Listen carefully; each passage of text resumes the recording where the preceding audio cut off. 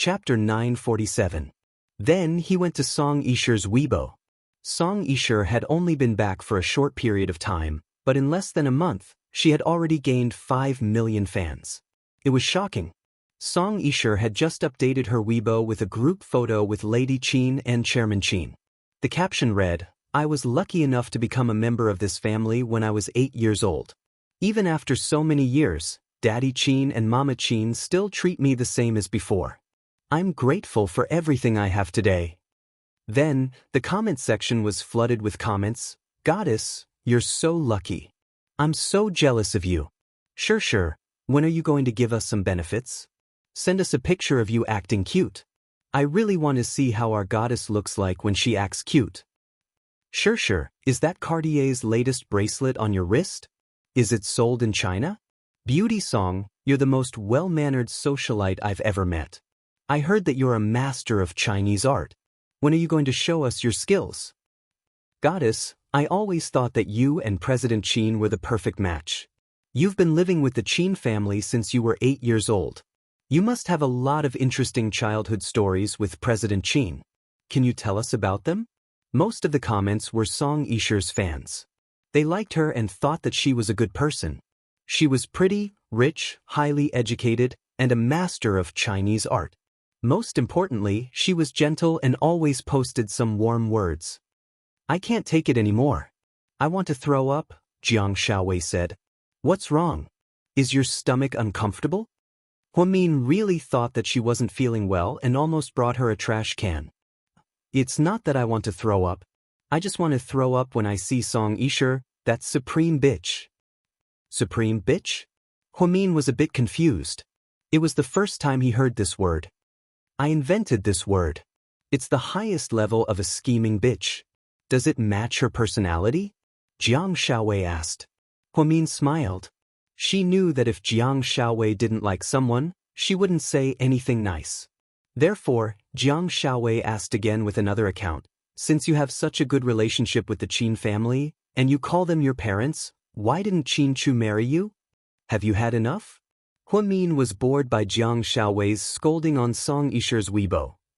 "I just can't stand how pretentious she is. But aren't we also the type to act tough?" Huamin asked with a smile. "How can that be the same? Both of us are low-key and appropriately pretentious. She's pretentious 24 hours a day without any blind spots. Moreover, her pretentiousness is so low. She thinks that no one can see her true face just because she's wearing a mask. She's really bad." Huamin didn't say anything. She just sipped her flower tea quietly. Jiang Xiaowei went to Huamin's Weibo to take a look. She had just posted a poem by Sangyang Jiatsua, and there were tens of thousands of comments below it. It was different from Song Yisher's. Most of the comments were probably scolding Huamin.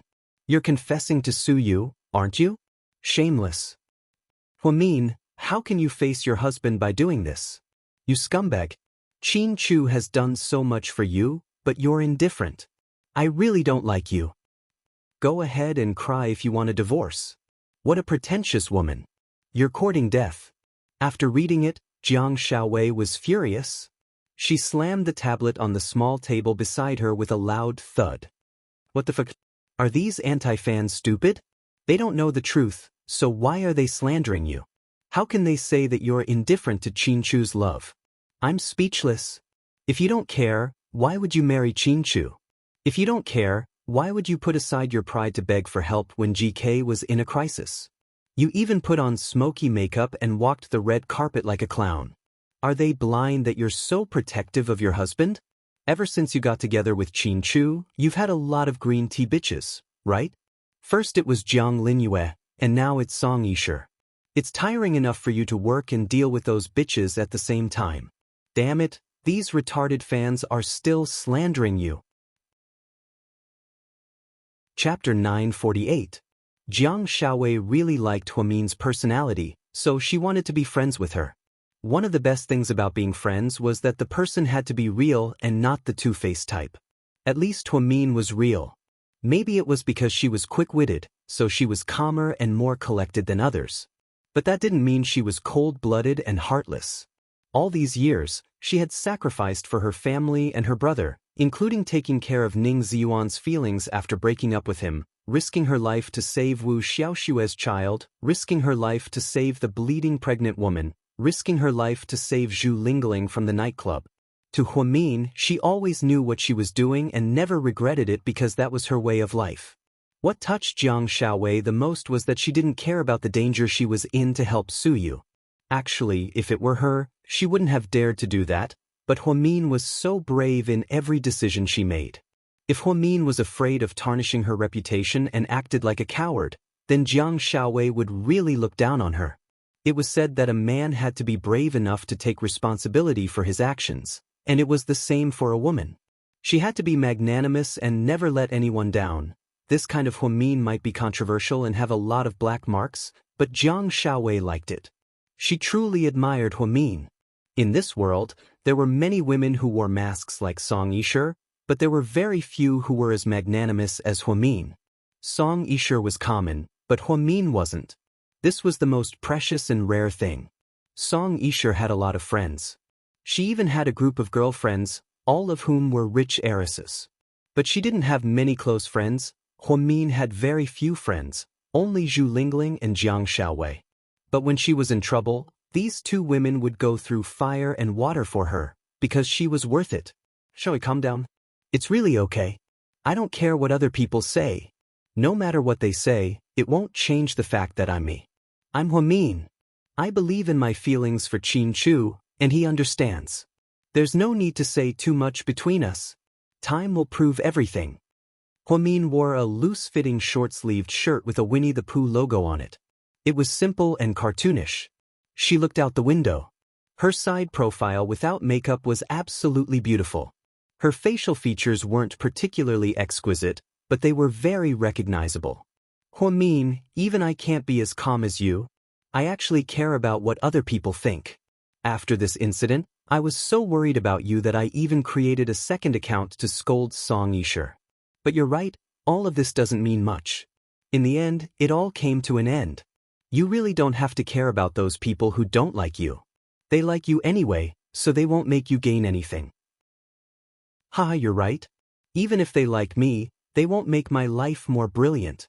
To me, people I don't care about are just passers-by. Huamin put down her teacup and looked at Jiang Xiaowei with a faint smile. Actually, I'm curious. Have you ever complained about your background because of the hardships you've had in the past? Jiang Xiaowei knew that Huamin had gone through a lot in the past, and it wasn't easy for her and Qin Chu to be together. To be honest, I used to be like this. I was young back then, so it was inevitable that I would complain when I encountered setbacks. But I don't anymore, because I realized that every decision I make now will affect my future. Some people are born with a good hand of cards, but they play them badly, such as Hui Yanyan. Some people are born with a bad hand of cards, but they work hard to improve, such as me. Then what kind of person am I? Jiang Xiaowei laughed. You were born with a good set of cards, and you play them well. This is the spring of Do Diju. You're making fun of me. Jiang Xiaowei didn't care about her image and laughed out loud. Then she sent Wei Liao a WeChat message and told him what Huamin said. Wei Liao was silent for a long time, and then he replied, "Then am I the farmer who played Do Diju with you? I lost and was captured." Huamin was about to get up and get Jiang Xiaowei a thin blanket, because he realized that it was a little cold outside the window.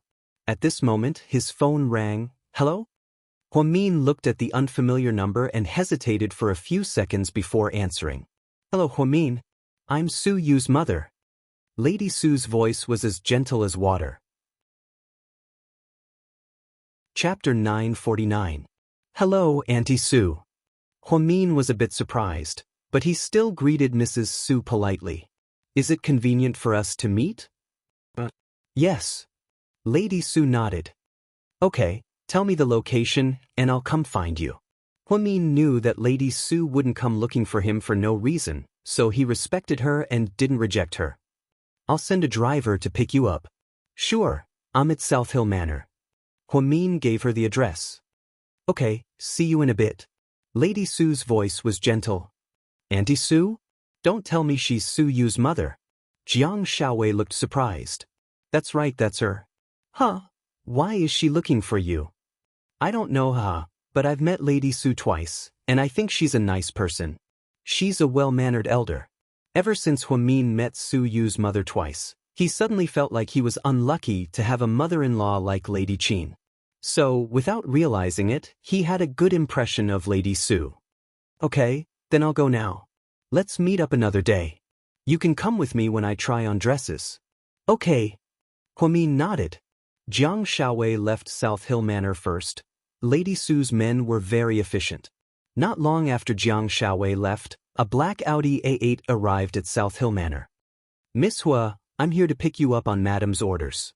Okay. Huamin nodded and got into the car. On the way, she didn't forget to flirt with Mr. Qin. She first sent him an 88 yuan red pocket, and Mr. Qin immediately accepted it. He even added, "Honey, you're so generous." Huamin sent a smiley emoji. That's true.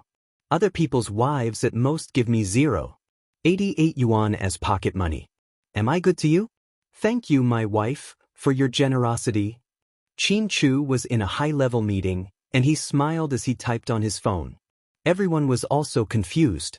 No one dared to interrupt, afraid that the boss would flip out. Boss, should we continue? Yang whispered into his ear. You can continue. Qin Chu raised his head and said calmly. Yes, boss. About the increase in our market for this quarter. The marketing director said. Qin Chu was playing with his phone with his head down. No one knew what he was saying to Huamin, but he seemed to be in a good mood. However, was it really a good idea to show off his love with his wife on WeChat during a meeting? Boss, does your father know that you're so naughty? Yang was truly worried about the boss. As expected, after the marketing director finished his report, he purposely asked, Boss, I'm done. Do you have anything to add? Qin Chu put down his phone, looked around and said, It's almost the end of the year. It should be the peak season, but you're telling me that the increase won't be more than 8%? Are you kidding me? I remember in a meeting last month, I said that 10% was the minimum. If it didn't go over 10%, I wouldn't be able to explain myself. Now that it's only 8%, you're so proud? You want me to add something? What can I add? I'll give you half a month. If you can't increase that 2%, your department's year-end bonus will be cancelled. The marketing director immediately broke out in a cold sweat. He thought that since his boss was playing with his phone while he was in a meeting, he wouldn't be in the mood to listen. That was why he was so proud of himself and thought that he could get away with it. He didn't expect his boss to be able to multitask. He was playing with his phone while listening to every single word. Seeing that the marketing department was being criticized, the female director of the administrative department said protectively, President Qin, you can't blame them. Our colleagues did their best. Chapter 950. Qin Chu looked at the female director and sneered. Then he asked, It's normal for the marketing department to be under a lot of pressure, because their bonuses and base salaries are much higher than other departments. Don't think that administrative staff like you only need to do your job well. Last time, for the 30-year anniversary, if you didn't have the help of PR and publicity, do you think you could have done it yourself? For the New Year's party, I'll leave the project to you. You have less than 20 days to prepare. If you don't pass, you'll be responsible for running away. President Qin. The female director was so regretful that she wanted to slap herself. Why did she have to say that? Now, her boss was going all out and she was dragged into this mess. The New Year's party was also a difficult issue. If it was only 20 days, it would be a bit difficult. Does anyone else have anything to say? Qin Chu asked coldly. President Qin, after Director Jiang Linyue left, our department's performance has been declining. Before, when Director Jiang was here, we could submit at least 3 out of 10 designs. Now, we can't even pass 1 out of 20 designs. I think it's better to transfer Director Jiang back. I've talked to her in private, and she personally doesn't think she's suitable for the position of president of our branch in T-City. President Qin, please consider the bigger picture of the company. The person who spoke was a manager of the design department. He used to work under Jiang Linyue, but ever since she left, he wasn't good at management. Therefore, he fearlessly made this request. Qin Chu looked at him quietly and only asked, "You rely on Director Jiang so much, what if she resigns? What do you plan to do? Do you want me to beg her to come back?" President Qin, that's not what I meant. You don't improve yourself, and you still rely on an employee who left. I wanted to give you a chance, but you're not up to it. Fine, from now on, you can return to your original position. I'll appoint a director of the design department. I want you to remember that GK didn't get to where it is today because of one person's ability, but the team's ability. The company can survive without anyone, but not all companies will give you a chance like GK. President Qin, I just want the company to be better. I just think that Director Jiang is very capable, the person said with an aggrieved expression. I can see who's doing well and who's doing bad. The company doesn't keep idle people, but we won't miss out on talent either. I know how to make arrangements for Director Jiang. I don't need you to teach me. If you have the time, why don't you reflect on yourself and think about how you can come up with more eye-catching drawings instead of relying on external help? Qin Chu stepped down from his position as the director of the design department. Furthermore, he even scolded all the other higher-ups. The director of the design department lowered his head silently. This was the first time he felt that Boss Qin's words were so sharp. Everyone lowered their heads, not daring to make a sound. Any other questions? Qin Chu stood up and adjusted the cuffs of his black suit. Everyone was silent. Boss, the sales department hasn't given out the bonus for this month. Do you want it to be included with this month's salary? Or do you want to delay it until next month or the end of the year? Assistant Yang asked. When the old president was still around, he made the same rule. Because the sales department's bonus was relatively large, it was usually settled every 3 months or half a year. However, after Qin Chu came, it was settled every month. However, President Qin was in a bad mood recently. The sales director was smart and knew how to read his mood, so he didn't dare to bring it up. Instead, he privately complained to Assistant Yang twice. Therefore, Assistant Yang suddenly thought of this and casually asked, but the sales director was so scared that he almost peed his pants. Upon hearing Assistant Yang's question, the male director of the sales department immediately stood up and pretended to be a good person. President Qin, there's no rush. We can wait. It's okay, the company has its difficulties and everyone understands. There's really no rush. Chapter 951. Qin Chu nodded and glanced at Assistant Yang. Of course. The sales department works so hard, running the business under the sun and wind. It's only a small bonus, so it's not too late. Tell the finance department that the bonus will be paid monthly. If an employee has any difficulties, they can also apply for an advance payment. Of course, it has to be approved by the supervisor. Okay, President Qin. Assistant Yang smiled. Luckily, his boss was very kind and did what he had to do. After Qin Chu left the meeting room, the executives finally let out a sigh of relief. President Qin is scary. I'm really scared of him. Every time I see him, I feel like a cold gust of wind is blowing at me. Yeah, our boss is famous for being cold and aloof. Your sales department is amazing. President Qin is so lucky. The executives looked at the sales director enviously. Our boss empathizes with our department's hard work. Let's not compare. When Qin Chu returned to his office, Song Yisher called. However, Qin Chu didn't pick up. He felt like Song Yisher had been talking to him a lot lately. Even if nothing happened, Huamin must be unhappy. If Su Yu talked to Huamin so often, he wouldn't be happy either. So, Qin Chu let the phone ring, but he had no intention of picking it up. Boss, why hasn't a young lady been coming to the company lately? Did you guys really fight? Assistant Yang read the hot news on the newspaper and was really worried about his boss's relationship with a young lady. To be honest, he was a fan of Qin Chu and Huamian, and he really thought that they were the perfect couple. When did you start to care about my personal life? Aren't you overstepping your authority as an assistant? Qin Chu looked up and stared at Assistant Yang. Assistant Yang shrunk his neck in fear. Calm down. I was just asking. My wife is a fan of a young lady, and she often fights with the haters to defend a young lady. She asks me about it every day. but I don't know how to answer her. Little Yang continued to play the part of a naive and sweet boy, hoping that the boss wouldn't get angry. As expected, Qin-Chu's expression softened considerably. Then tell your wife not to worry. Does that mean you guys are fine?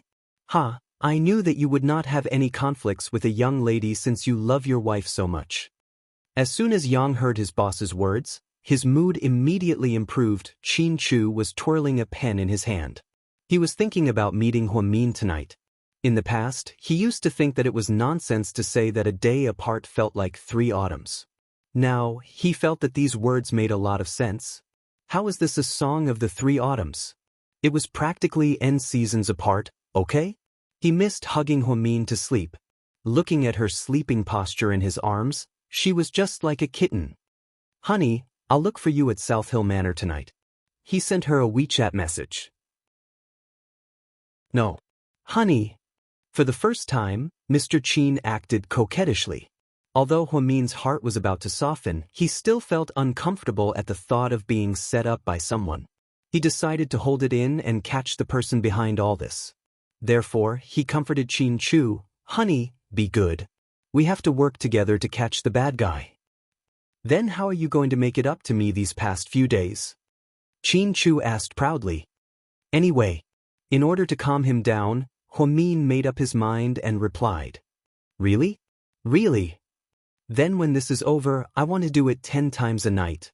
Huang Min, I want to use all the positions on your body. Huang Min, oh right. I also want you to wear sexy pajamas and act as a bunny girl for me. Huang Min, bunny girl? How did he come up with such a lowly method? What a godlike idea. Qin-Chu, you're the president of a top company. Can you not be so dirty? Huang Min was speechless. Mr. Qin said that he can be so dirty to his wife. When did Mr. Qin say something like that? Huang Min asked seriously. I think if Mr. Qin was still alive, he would have said something like that. Fuck off. Huang Min was too lazy to talk nonsense with him. The car slowly drove into a high-end residential area. Aren't we going to a restaurant or a tea house? Huang Min thought that Lady Su wanted to meet him in a quiet place. Why was it in a residential area? Madam said to bring you to her home.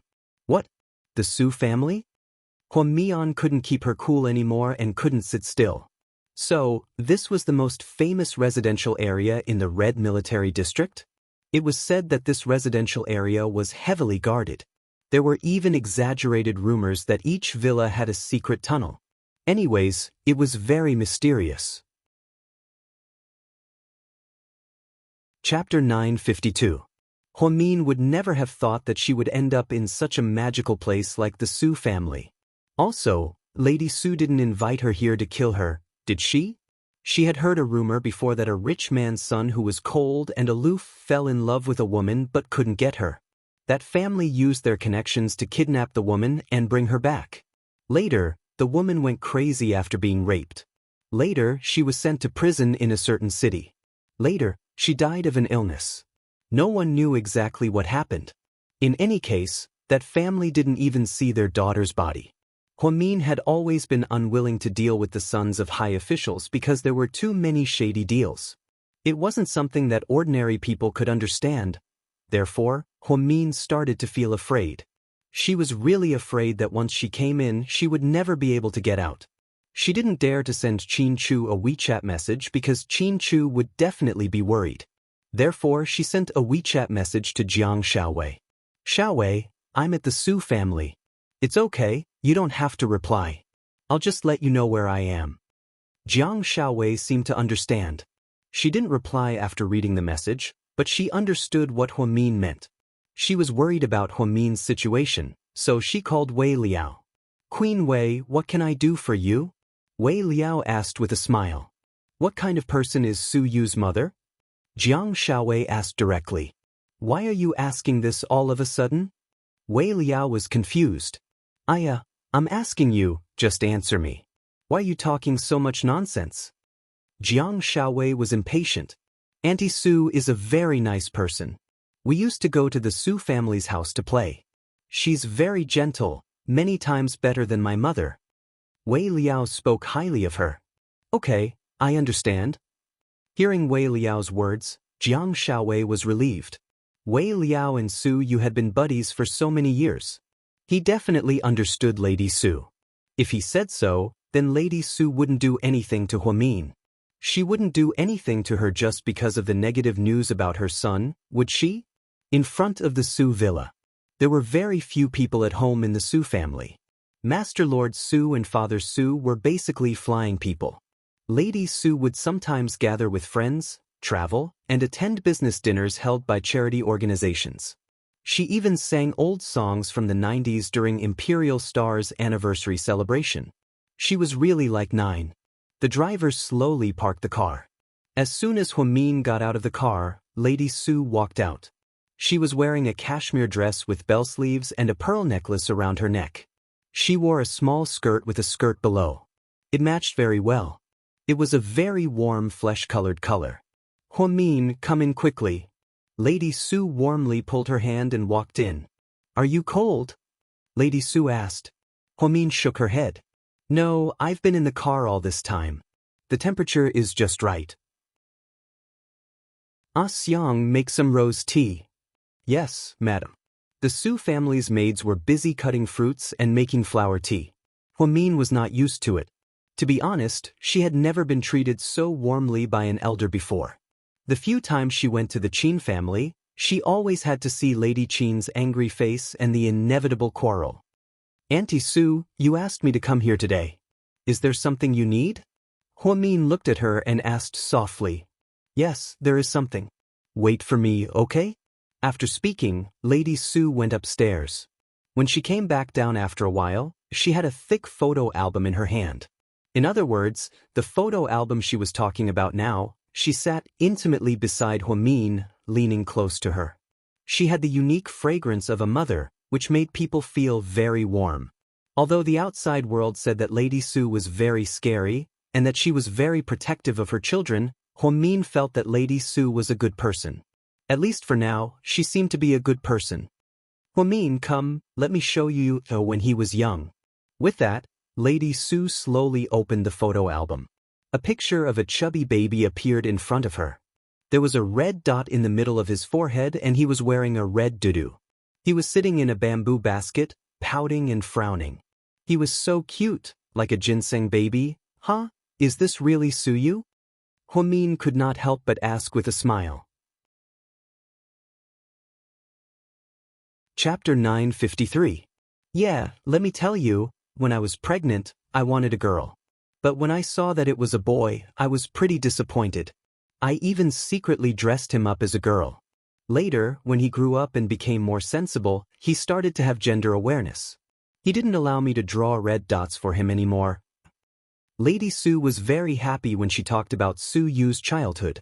Huamin couldn't help but laugh. She couldn't imagine that the famous Lord Su of Sea City also had such a shocking experience when he was young.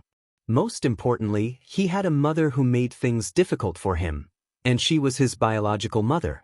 Hey, don't just chat. Eat the apple. I picked it from my own orchard. It's pure green and pesticide-free.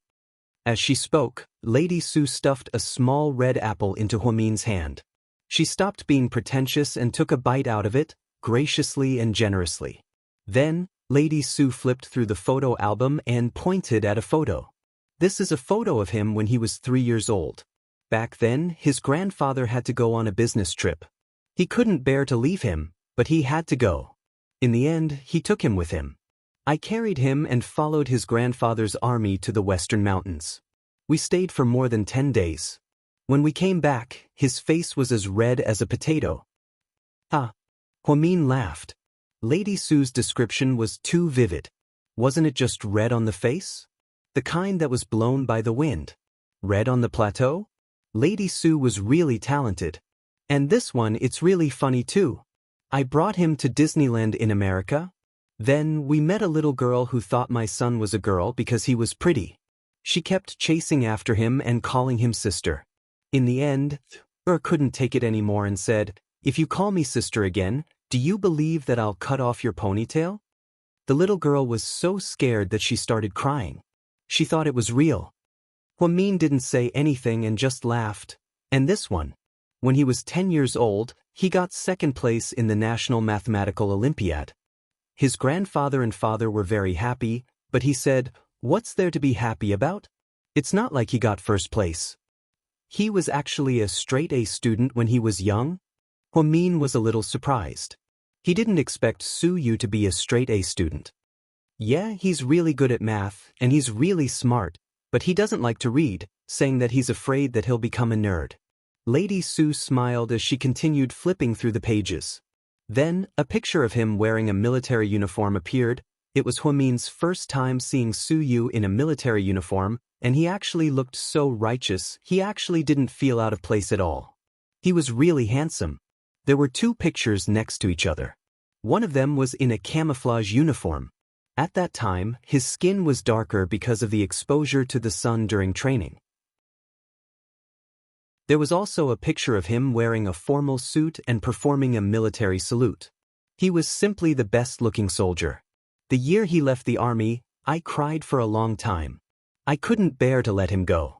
I thought that he was going to suffer, but he agreed to it himself, so I couldn't do anything about it. You probably don't know what kind of soldier he was, right? Lady Su looked at Huamin and asked. Huamin shook his head. She had never been interested in Su Yu, so she never asked him about his past. He was in the Special Forces. Special Forces? The kind that's not very dangerous? Huamin was slightly surprised. Yeah, when he went to the West, I was dead against it because it was too dangerous. Really, it's not what we imagined. Let's not talk about the climate. The West is the border with country Y, and it's not very peaceful. On the surface, it looks peaceful, but in reality, every country is secretly competing with each other. 3 of Su Yu's teammates died in a mission. That's so serious. Huamin didn't expect a prince like Su Yu to go to the Special Forces. Chapter 954. Yeah, because of this, I had a big fight with his father, so I asked him to come back. He stayed for 2 more years and was about to be promoted before he was discharged. The truth is, he didn't want to come back. Don't be fooled by his usual sloppy behavior. He's actually a patriot. He's always thought that patrolling the border was his proudest achievement. In the end, his grandfather ordered him to be discharged because, as you know, the Su family has very few descendants. After I gave birth to Su Yu, my health deteriorated and I didn't want any more children. So, he's really, really important to us. Lady Su used the word special twice in a row to show how important Su Yu was to the Su family. Huamin nodded and didn't say much. He only listened to Lady Su. This is a photo of him after he came back and started his company. He was still young back then. Yeah, I don't think he was mature back then, Huamin said as he looked at the photo while munching on an apple. And this is a photo of us having fun in the South Sea during Chinese New Year last year. She pointed at Su Yu. He was wearing an orange singlet, black beach pants, and brown sunglasses. He looked like a superstar and was very eye-catching. Lady Su flipped through the photo album and told Huamin some interesting stories about Su Yu. Finally, she reached out and closed the photo album. She looked at Huamin and said, "This time, you didn't care about your reputation and testified for you? I'm really impressed. I thought most women would protect their own interests and not care about others." "It's nothing, Auntie Su. I was the witness to begin with," Huamin replied calmly. "Then, do you know what happened after you testified?" "I know." Huamin smiled nonchalantly. "You knew, but you still did it. Aren't you afraid that your reputation will be ruined?" Lady Su looked at Huamin seriously and asked, "How should I put it? For me, compared to losing my reputation, I care more about my heart. I don't want to do anything that would let me down. This is my principle." Huamin said word by word. Lady Su's eyes were filled with admiration. "Thank you very much for doing this for Su Yu." "No, it's because he's been protecting me. That's why he didn't mention our meeting. I think it's only right for me to testify. I'm not that great. Please don't think of me as a great person. In fact, I'm just an ordinary person with a selfish side. When I encounter something difficult, I'll play tricks." Huamin said honestly. "That's why I like you." Lady Su looked at her lovingly. Huamin was a little embarrassed. He lowered his head and chewed the apple very slowly. Madam, dinner is ready. Let's go and eat. Auntie Sue, you're too polite. I won't be eating. I'm leaving. Huamin felt that it was wrong of him to stay for dinner. After all, he wasn't that close to the Sue family. Don't worry, Sue, you won't come back. I know what you're worried about. Just treat it as accompanying me, okay? I'm the only one at home. Upon hearing Lady Sue's words, Huamin felt too embarrassed to refuse. He could only bite the bullet and follow Lady Sue to the dining room. I heard that you really like seafood. I went to the market this morning and bought some. They're quite fresh. Thank you, Auntie Sue. Huamin was a little embarrassed.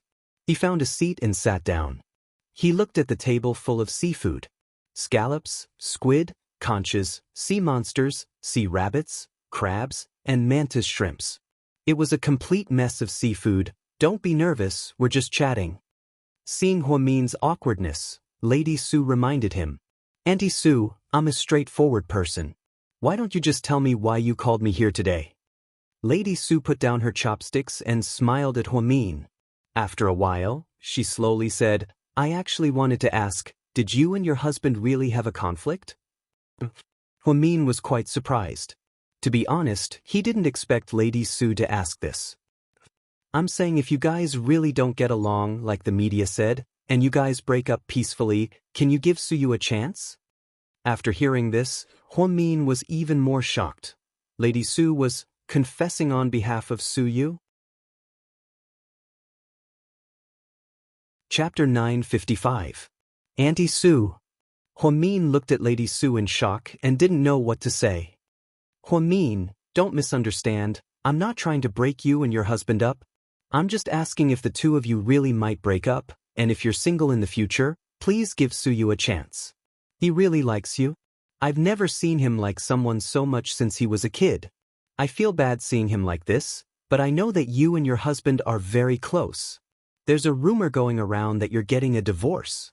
I don't know if it's true or not, and I don't know if your husband has any issues with you, so I wanted to invite you here so that we can talk about this face to face. And Suyu, my husband and I are very close. We've known each other for many years. Huamin said honestly, okay, if that's the case, then pretend that I didn't say anything today. Don't blame me for being immoral. Although I'm quite ridiculous myself, I'm just a mother who loves her son. I don't want to see Suyu like that. He really likes me and I like you as well. But since it's not meant to be, then it's okay. Lady Sue was more open-minded, so she didn't say anything when Huamin rejected her. I'm sorry, Auntie Sue, I'm sorry to disappoint you. No, I'm the one who's embarrassed. As an elder, it's really not appropriate for me to do this. Please don't tell you about this. He's so stubborn he'll definitely be mad at me. Lady Sue reminded him, I won't tell him. Okay, then hurry up and eat. Go home early after you're done. Lady Sue wasn't angry at Huamin's rejection. Instead, he greeted her warmly. The truth was, Lady Sue's thoughts were sometimes very simple. Now that the rumors were so fierce, and Lady Qin didn't like Huamin so much, she actually thought, if Huamin really couldn't hold on and separated from Qin Chu, since she was single, could she give Suyu a chance? That way, his son wouldn't be distracted every day and suffer the pain of unrequited love. However, since Huamin had said that there was nothing wrong, she was too embarrassed to continue. When they left the Su family, it was already dark. Lady Su had just asked the driver to send Huamin out when Suyu drove back. The two cars passed each other, but because the windows were black, Suyu didn't notice the people in the Audi A8. Mom, why didn't you invite me to eat seafood tonight? As soon as Suyu entered, he saw that the table was full of seafood. I'm treating them, not buying them for you. Lady Su sat on the sofa in the living room and drank tea. Treat? Who is it? How could my mom personally invite them to our house? Suyu smiled as he shook the car keys in his hand. Huamin. Lady Su calmly replied. Who? This time, Lord Su couldn't stay calm. Huamin. Hua as in Huyanjia, Mian as in sleep. At the end, Lady Su even spelled out the name in pinyin. It was hilarious. Lady Su could be so naughty. Mom, are you kidding me? Su Yu obviously didn't believe her. If you don't believe me, you can look at the surveillance cameras. You invited her to our house? Yeah. Seafood? Yeah. Then, what's your motive? Su Yu was completely speechless. I just like her. Lady Su said nonchalantly. Mom, stop it. Su Yu obviously didn't believe her. You don't like her? Lady Su looked at her son's face and asked. Then, Lord Su actually blushed. Don't change the subject. Hurry up and tell me, why did you invite her here? Really? I just brought her to see your childhood photos. What? This time, Su Yu really exploded. Don't tell me you showed her the stupid red doo-doo from when I was a month old? Su Yu was about to explode. Yes, that's the one, Mrs. Su said proudly. Chapter 956. Mom. Su Yu was on the verge of breaking down. What? Lady Su was still leisurely sipping her tea. Tell me the truth, did you give me away when you recharged your phone? Sorry, when I gave birth to you, it wasn't popular to give children away when you recharged your phone. Lady Su was even calmer. Can you not trick me like this? Su Yu wanted to cry. Why did Huamin see the most embarrassing photo of his life? He wanted to die. Didn't she know how embarrassing it was to embarrass yourself in front of your sweetheart? I didn't trick you. That photo is so cute. What if Huamin falls in love with you because of that photo? Wouldn't I be doing you a big favor? What if Huamin thinks of that photo and avoids me like I'm the plague? So you asked? Lady Su was slightly surprised. Then I didn't think about it that much. Mom, I don't respect anyone in my life, but I respect you. Su Yu was also helpless. He turned around and ran upstairs. He immediately took out the photo album and walked downstairs. Hey, where are you going with this? Son, I'm going to lock it in my bank safe. I don't want you to trick me. Lady Su. When he came out, Su Yu was driving when he received an unknown number. Told Su Yu, it's Minmin. Who is it? Su Jimin, dummy. Su Jimin's voice was incomparably cheerful, which was very consistent with her personality. Who's Su Jimin? Su Yu was confused again. He never remembered the names of people he didn't care about. To be honest, even now, he couldn't remember Mayor Song's baby daughter's name. Song Xiaoshi? Or Song Meisher? Forget it, what did it have to do with him? Are you doing this on purpose? We met a while ago. My grandpa brought me to your house as a guest. At this point, Su Yu suddenly realized who it was. It's you. What's the matter? Can't I call you for no reason? Of course, I'm very busy. Can you help me get a signed photo of An Yang? I really like him. I haven't seen any news about him recently, and no one in the fan group knows about it. I don't know if he went abroad for a vacation, and he hasn't updated his Weibo either. I'm so worried. First of all, you need to get one thing straight. An Yang is from GK Film and Television. Yeah.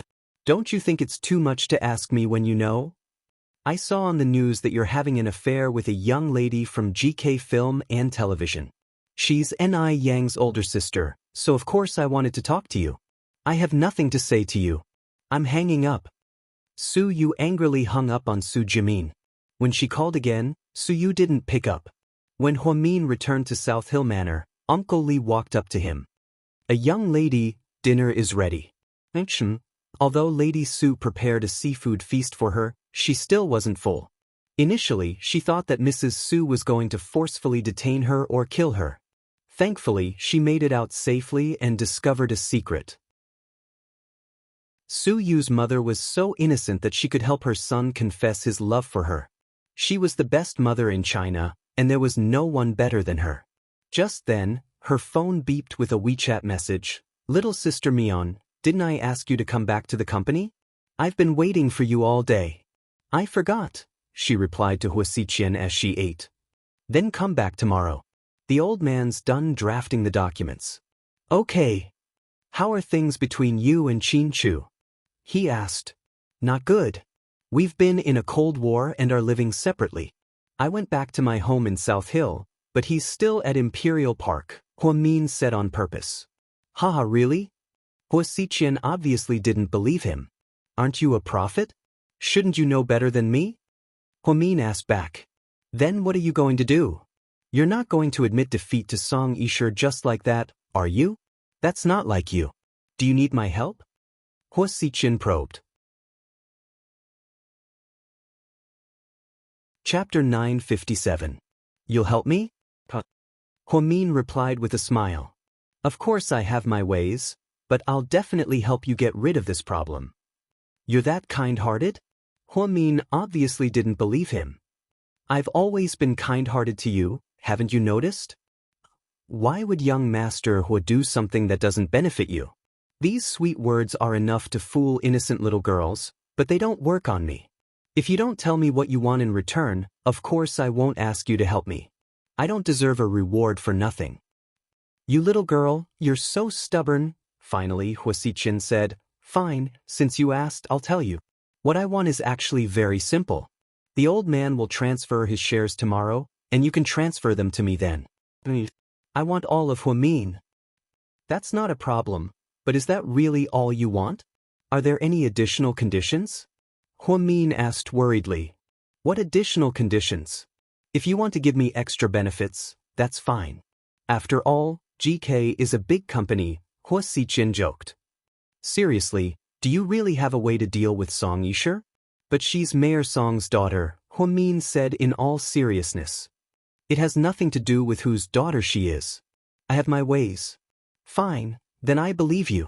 If you help me deal with Song Yishe, I'll transfer all of the Hua family's shares to you. I won't take any of the old man's money. Okay, that's a deal. Wait for my good news. After hanging up the phone, Huamin was confused. Hua Xiqian's words were always suspicious. Did she need him to help her deal with Song Yishe? Of course not, but she felt like Hua Xiqian had another reason for bringing it up. As for what it was, she couldn't tell. However, she and Qin Chu should be able to end the game now.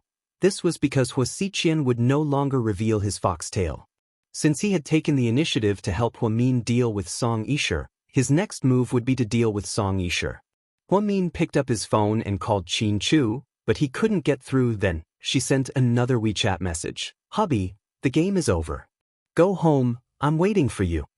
After waiting for 5 minutes, nothing happened. Huamin began to panic. Would Mr. Qin be angry and ignore her? Plus, she didn't report to Mr. Qin when she went to the Su family.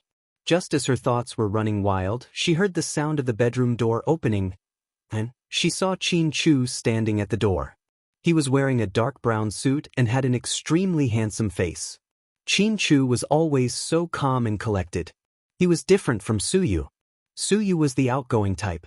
He was flamboyant, fiery, and domineering. If he liked you, he would be extremely passionate. If he didn't like you, he wouldn't even remember your name. Qin Chu, on the other hand, was the complete opposite. He was very introverted and didn't show his emotions on his face. He kept a lot of his feelings bottled up in his heart. For example, he cared about Huamin a lot. However, no one could tell what he was feeling from his expression. Normal people couldn't understand his feelings for her. However, Huamin could see and feel her persistence. Hubby! Huamin couldn't help but run over to Qin Chu and hug his waist as soon as she saw Qin Chu. Then, she hugged him tightly, as if she was afraid that if she let go, he would disappear. I called you, but I couldn't get through. You didn't reply to my WeChat either. I'm panicking. What are you afraid of? I won't get lost. Qin Chu looked down at her lovingly. Then, he reached out and cupped her pretty face in his hands. Did you see my WeChat? Yeah. I was almost home, so I didn't reply to you. Qin Chu picked up Huamin. Then, he walked over to the sofa and let her sit in his arms. It was a typical doting gesture. I think Hua Xiqian has changed his strategy. His focus isn't on whether or not we'll get a divorce. Instead, it seems like he wants to get closer to Song Yishe. Although I don't know what he wants to do, I think it's part of his plan. Huamin leaned against Qin Chu's chest and told him her analysis. Qin Chu gently stroked Huamin's silky hair. His gaze was gentle. Honey, let's not talk about this for now. We have more important things to do. What? Huamin froze. She thought that he had discovered something important. However, Xianxia's hands slipped into her cotton pajamas. Chapter 958. What are you doing? I haven't showered yet. Shower after we're done. Then, Huamin completely fell into Mr. Qin's gentleness. Maybe it was because they hadn't been together for a long time, but the two of them were exceptionally passionate. Huamin was even a little nervous and excited. She awkwardly matched Mr. Qin's movements, and even teased him from time to time. Slight panting sounds filled the air. Nights like this were especially mesmerizing. An hour later, Huamin went to the bathroom to take a shower and then walked out. Exhausted, Xianxia seemed to be tired as well. He leaned against the headboard and lit a cigarette. When Huamin walked out, he reached out his hand. Huamin obediently walked over and sat down on the edge of the bed. He wrapped his arm around her slim waist. Honey, after Song Yixia came back to China, we seem to be angry more often. I thought about it. Maybe I didn't make it obvious enough that I didn't care about her enough. That's why you misunderstood. I'm sorry. Huamin leaned her head against his chest and said softly, Actually, I know there's nothing going on between the two of you. You don't care about her. I don't need to tell you, you know what she's thinking. Song Yixia isn't the source of our arguments, and neither is Suyu. It's just that there's been a lot going on lately, and with all of that added up, it's hard for me to not feel a little overwhelmed. We're humans, not machines. Yeah, you're right. Xianxia nodded, completely agreeing with Huamin's point of view. But honey, we can't ignore the danger behind this. We're still not sure if Wuxia is behind all of this. If it's not him, then we have other enemies, so we need to be more careful. I'm fine with it.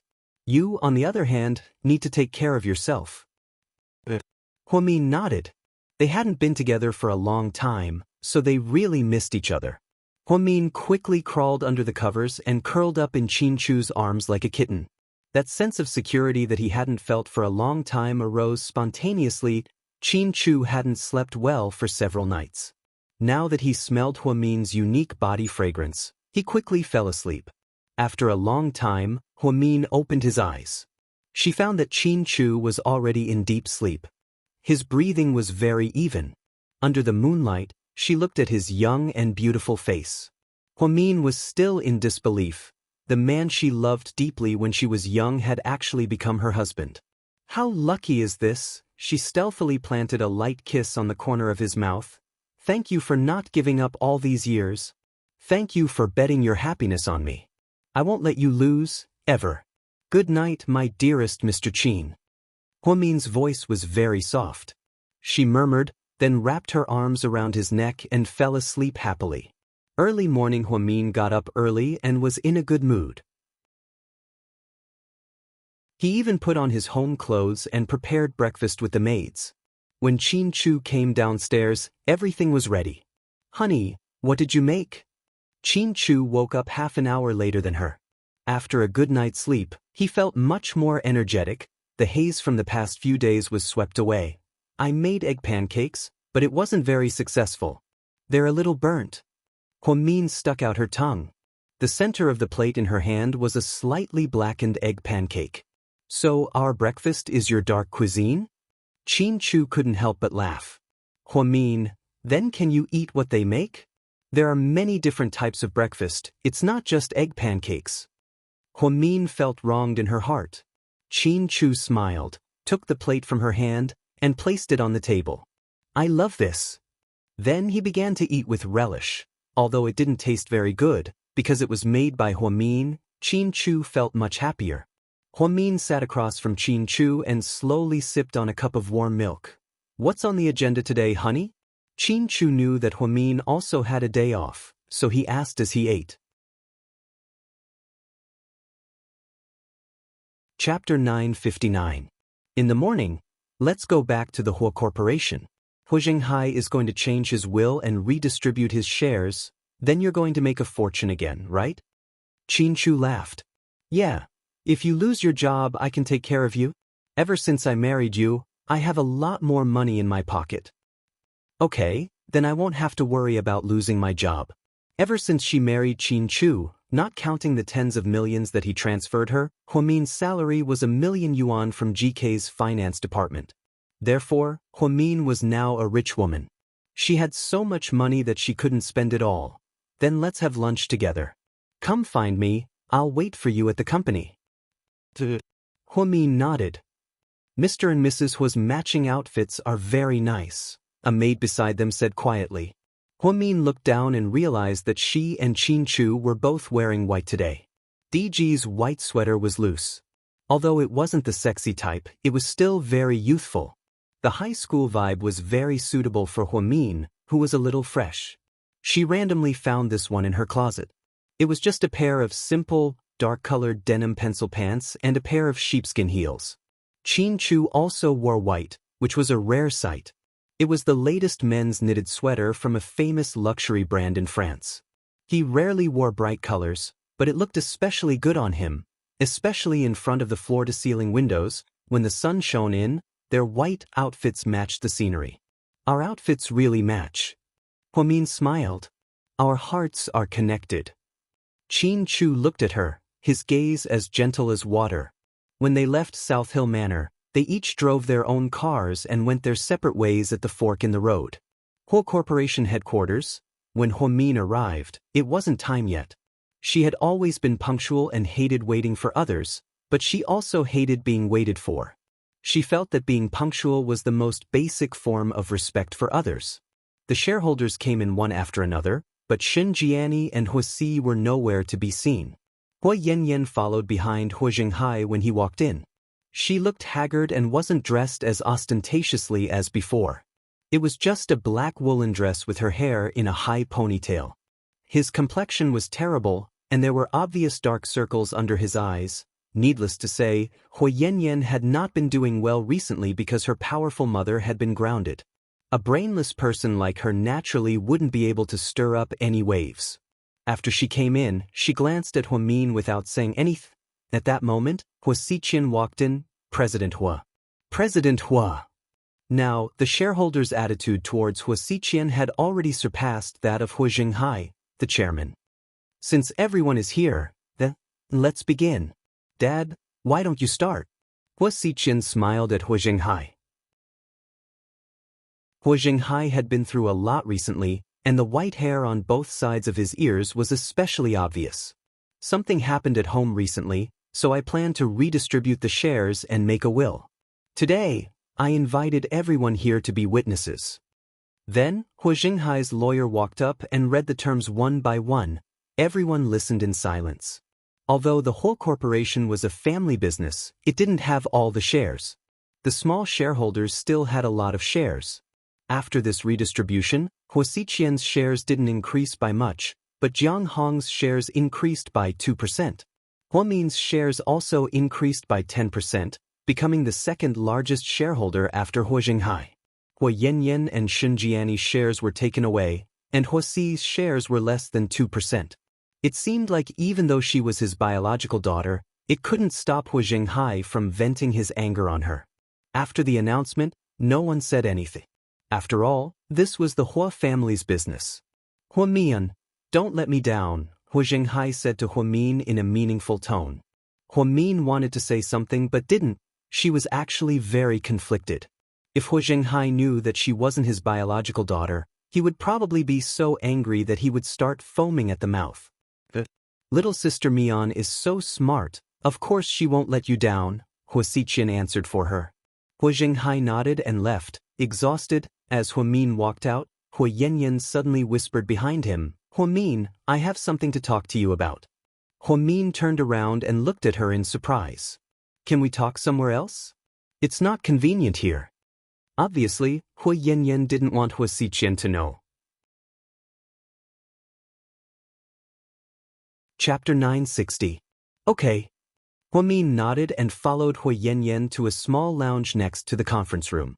She looked haggard and was no longer as arrogant as she used to be. Huamin, I have a favor to ask of you. What is it? Huamin nodded. He knew that Hua Yanyan was no longer a threat to him. Can you introduce me to Shen Mingxi? I want to pursue him.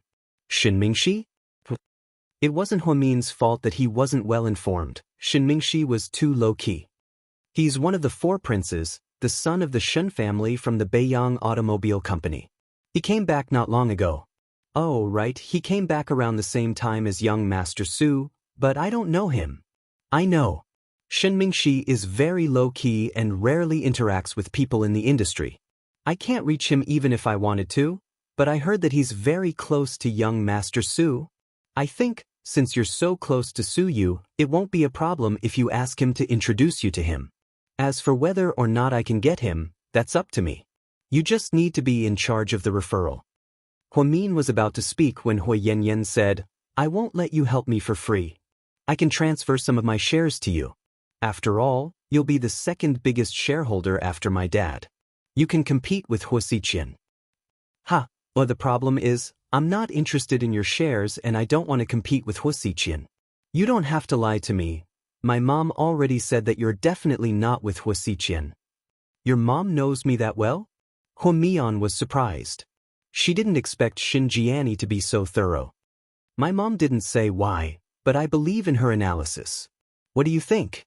Do you want to do this deal? I'll use my shares in exchange for your recommendation. Hui Yanyan sincerely begged Huamin. She didn't care what the news said, but she knew that Huamin and Su Yu had a special relationship. If Huamin asked, Su Yu would definitely help. The problem was whether she could open her mouth or not. Sorry, I can't help you. Huamin declined with a smile. First of all, she was not interested in Hui Yanyan's remaining shares. Furthermore, it wouldn't take long for those shares to fall into Huaxiqian's pockets. Secondly, she didn't want to get involved in this mess with Su Yu. It wasn't easy for her and Mr. Qin to return to how loving they used to be. She didn't want to do anything that would make Mr. Qin upset. Therefore, Huamin rejected her without hesitation. Hui Yanyan looked at Huamin's back, crestfallen. She never thought that she would one day be in such dire straits. She actually envied Huamin. She used to mock her for being poor, for being a bastard, for being a child without a father. Now, she had a father and money, but her life was worse than a dog's. On the other hand, Huamin could openly marry Qin Chu and be loved by Su Yu. Anyone would go crazy with jealousy for a woman like her, right? After Huamin finished talking to Hui Yanyan, she was about to head downstairs when Huaxiqian's secretary stopped her. Miss Hua, the president is waiting for you. What is it? I'm not sure, you'll find out when you go in. The female secretary smiled. Every time Huamin came to the Hua Corporation, Huaxiqian would always force her into the office. She didn't even bother to knock on the door, so she pushed it open and walked in. Huaxiqian was signing documents for the finance department. Okay, sign these first, you can leave. Yes, President Hua. Come sit down. Huaxiqian waved his hand and smiled at Huamin. Just tell me what you want, I have to go to GK in a bit. Huaxiqian looked at Huamin and said meaningfully, I don't think you should wear a low-cut shirt today. Since when did you like to comment on my clothes? Huamin was amused. Don't tell me you don't know what's on your neck? Upon hearing Huaxiqian's words, Huamin froze. She was in a hurry to make breakfast this morning, so she didn't look at herself in the mirror. Upon hearing what he said, she immediately ran to the mirror on the other side of the room and looked at herself. Then, her face immediately turned red. There was a strawberry mark on her neck. Oh my God, this was so embarrassing. Mr. Qin was so mean he didn't tell her this morning. She even walked around in front of the maids and Uncle Li. Wasn't this a blatant display of affection? So that brother-in-law of mine, has he become so domineering now? He has to put a label on you at all times, afraid that someone will take you away? Huaxiqian placed his finger on his temple and looked at Huamin with a half-smile. Chapter 961. Do you need something? If you have something to say, just say it. If not, I'm leaving. Huamin truly felt that it was too perverted to talk about such a private topic with Huaxiqian. He decided not to respond. Look at you, you're so patient and calm with everyone else. Why is it that when it comes to me, your older brother, you're like a barrel of gunpowder, ready to explode at any moment? That's because you're like gasoline, easily flammable and explosive, Huaxiqian. Huamin's evaluation of him couldn't be any weirder. Fine, you have a point, but I'm about to help you get rid of your stumbling block. Can't you sincerely thank me? After you succeed, I'll bring canned melon seeds and ham sausages to your door to thank you. Hua Xiqian, what the hell was canned melon seeds and ham sausages? Hua Xiqian was completely dumbfounded. Huamin, you really are a weirdo. I've met countless people, but I've never met someone like you. Hua Xiqian was both angry and amused. That means you're still ignorant. That's right, the world is full of strange things. I suspect that you're a mutant from the Jurassic era. Hua Xiqian gave a pertinent comment. So you asked me to come to your office just to talk nonsense with you? Huamin was losing his patience. Talking nonsense depends on my mood, not everyone can talk nonsense with me. So you want me to take 2 feet of floral cloth and make you open crotch pants? Huamin truly felt that if he didn't make Hua Xiqian angry at him a few times, he would always smile at him. As expected, floral cloth and open crotch pants. These words completely enraged Hua Xiqian. He quickly dialed the internal line and said, "See him out. Goodbye." Huamin proudly walked out of President Hua's office with a smug smile on his face. Hua Xiqian was left speechless. He now understood that anyone who could fall in love with a monster like Huamin was also a monster. For example, Sundra Qin, Tyrannical Su, and him, Psycho Hua. If the 4 of them got together to play mahjong one day, the scene would be spectacular. The scenario in his mind could be as follows. 70,000. Huamin played a card. Your previous player, Su Yu, just finished playing 70,000, Hua Xiqian reminded him. That's right. It's because he offered 70,000 that you guys didn't want it. That's why I offered 70,000. But didn't you say that we have to keep an eye on the next player when playing cards? Why don't you fight with the next family instead of fighting with the previous one? Hua Xiqian tried his best to persuade Huamian. He thinks that I'm too handsome, elegant, and charming. So why would he target a lowly person like you? Of course he wants to follow in my footsteps, Su Yu said. Okay, then I'll eat. Hua Xiqian picked up the 70,000 and was about to eat it. Qin Chu, who had been silent the whole time, suddenly said, "Touch." Hua Xiqian, why didn't you touch Su Yu's 70,000 just now? Why did you touch Huamin's? Hua Xiqian was confused again. As long as it's Mion's, anything is fine. Mr. Qin doted on his wife. He had already reached the point of qi deviation. Damn it, I'm done. I can't play mahjong anymore. You guys aren't here to play mahjong, you're here to torture me. Hua Xiqian was still immersed in his fantasy of a 4-player mahjong game. Huamin, on the other hand, drove to GK headquarters. He hadn't been here in a while, so the people there were still very warm towards a young lady. They weren't affected by the negative news at all. When Huamin walked into the office, Qin Chu was still in the conference room. Yang sensibly poured her a glass of milk. A young lady, please wait for a moment, the president is still in a meeting. Huamin casually sat down on the sofa and waited. Just then his phone rang. She glanced at it and saw that it was Qin Chu's phone. It seemed like he didn't bring it into the conference room. She didn't want to pick it up, but when she saw that it was Song Yisher, she immediately changed her mind. Huamin picked up. Song Yisher was obviously surprised. She didn't expect Huamin to pick up. Is Qin Chu there? You can talk to me if you have something to say, Huamin replied bluntly.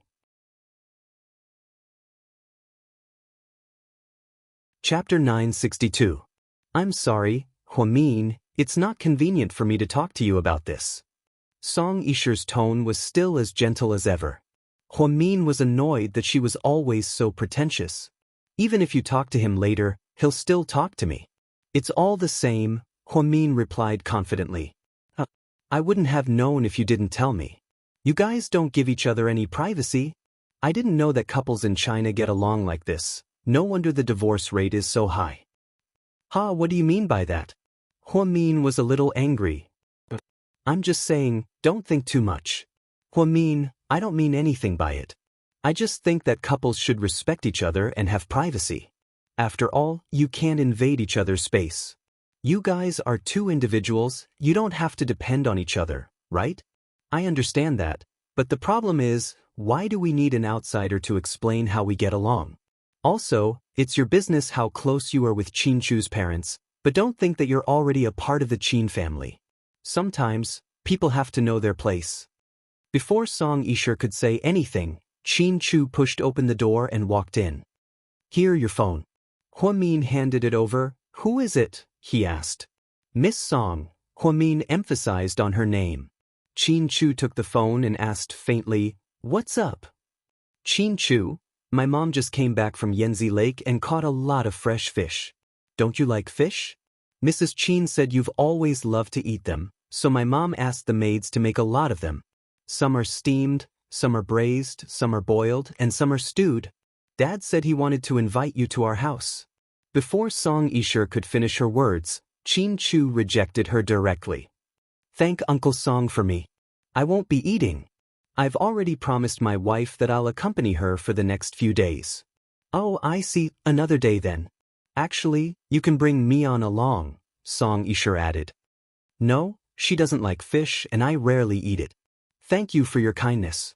Then Qin Chu hung up the phone. Do you like to eat fish? Huamin didn't know that Qin Chu had this hobby. She always had dinner with Gao Ran and Zhu Lingling, but why didn't she realize that Mr. Qin liked fish?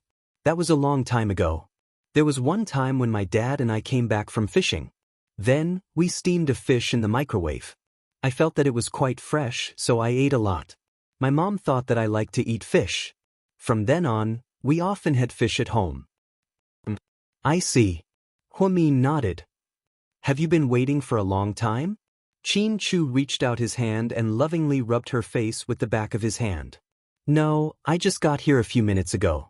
What do you want to eat for lunch? Qin Chu asked. I don't know, but I know that Lingling is on vacation today. I think she's meeting with Gao Ran. Should we go and ruin their date? Huamin smirked. Honey, do you really think it's a good idea to do that? Qin Chu couldn't help but laugh. What's wrong with that? Let's go. I heard from Lingling that they're eating roast duck on Chang and Avenue. Let's give them a chance encounter. Then, before Qin Chu could say anything, Huamin excitedly grabbed Qin Chu's hand and walked out. Like a little kid, they jogged down the street. All the employees were dumbfounded by what they saw. At a roast duck restaurant on Chang and Avenue, when Huamin and Qin Chu went upstairs, they immediately saw Gao Ran and Zhu Lingling sitting by the bed. They seemed to be sweetly talking about something. Huamin quietly walked up behind Zhu Lingling and suddenly patted her on the back. Zhu Lingling was so scared that she immediately screamed. Gao Ran was so angry that he was about to pull out his gun. However, when she looked up and saw Huamin and Qin Chu, she immediately fell silent. Why are you guys here? What a coincidence, the two of you. Huamin deliberately smiled. Gao Ran and Zhu Lingling immediately felt awkward, as if they were caught cheating. Chapter 963. Zhu Lingling, why didn't you invite me when there was good food? Huamin asked angrily on purpose. Oh, I'm on leave today. Gao Ran said there's a good roast duck restaurant here, so he brought me here to try it. Gao Ran, you're so rich, why didn't you invite me to roast duck? Aren't you guys buddies? Huamin purposely looked at Gao Ran and asked. Gao Ran immediately coughed dryly. Isn't Mr. Qin busy? I heard that there's a New Year's Eve party, so I didn't invite him. You didn't even ask me, how did you know I was busy? You're amazing. Qin Chu quietly looked at Gao Ran and added insult to injury. Gao Ran immediately felt even more awkward. Hey, come on, let's eat together. Zhu Lingling immediately stood up and gave up her seat. She wanted to change the subject so that it wouldn't be awkward anymore. You guys are getting along well, you can even eat roast duck together? Huamin continued to stir up trouble. Zhu Lingling, ahem. Gao Ran, ahem. Honey, what are you talking about? How could they reconcile? I bet they're going to split the cost of roast duck, right? Qin Chu purposely said. Yeah, we're going to split the cost. Gao Ran is such a stingy cop, how could he treat me? Zhu Lingling, why are you adding insult to injury? Gao Ran looked wronged. She was the one who said she wanted to eat roast duck, and he said he would treat her, so the two of them hit it off. However, after Qin Chu and Huamin attacked them, They split the cost of roast duck. What a joke. I didn't. That's how it is. Don't make it sound like we're close friends. We're just paying our own way. Zhu Lingling kept blinking at Gao Ran, afraid that he wouldn't understand. Gao Ran was also helpless. In the end, he lowered his head dejectedly and didn't say anything. At this time, the roast duck was served. Huamin was also hungry. He rolled up a biscuit and was about to eat it when he suddenly changed direction. She brought it to Qinchu's lips. Hubby, try it. Thank you, my wife. Are you two really here to eat roast duck? Aren't you here to show off your love? Gao Ran looked at the Qin clan couple with eager eyes. Huamin laughed. Nonsense, we're all hungry. How can we be in the mood to show off our love? Hubby, you should eat. It's a waste not to eat. Girl, do you think we're idiots? Can't you two be more mindful of your status? You're a god-level tycoon, but you want to make us poor? Zhu Lingling complained. Because Huamin ate too quickly, there was a bit of sauce on the corner of his mouth. Qinchu took out a tissue from the side and gently wiped it off for her. Zhu Lingling and Gao Ran looked at him with envy and jealousy. Lingling, the man you told me about on WeChat yesterday, how are things going between you two? Huamin asked in all seriousness. Zhu Lingling was instantly dumbfounded. Me? The one who said he chased after you like crazy and gave you 99 roses. Huamian added another stab at Huamian. At this moment, Gao Ran's face was ashen. Zhu Lingling, I didn't know you were so popular. I didn't. Listen to me, girl, you're not here to eat roast duck. You're here to trick me, aren't you? Only then did Zhu Lingling realize that she didn't talk to Huamin about a man last night. Recently, other than Gao Ran, she didn't talk to anyone else on WeChat. Huamin was a classic example of slandering someone. Before Zhu Lingling could explain herself, Qinchu looked at Gao Ran and asked, How are you and the policewoman you took in? Didn't you say you met her parents? Gao Ran, which policewoman? He didn't know how to react. Are there many? Qinchu asked back. Gao Ran.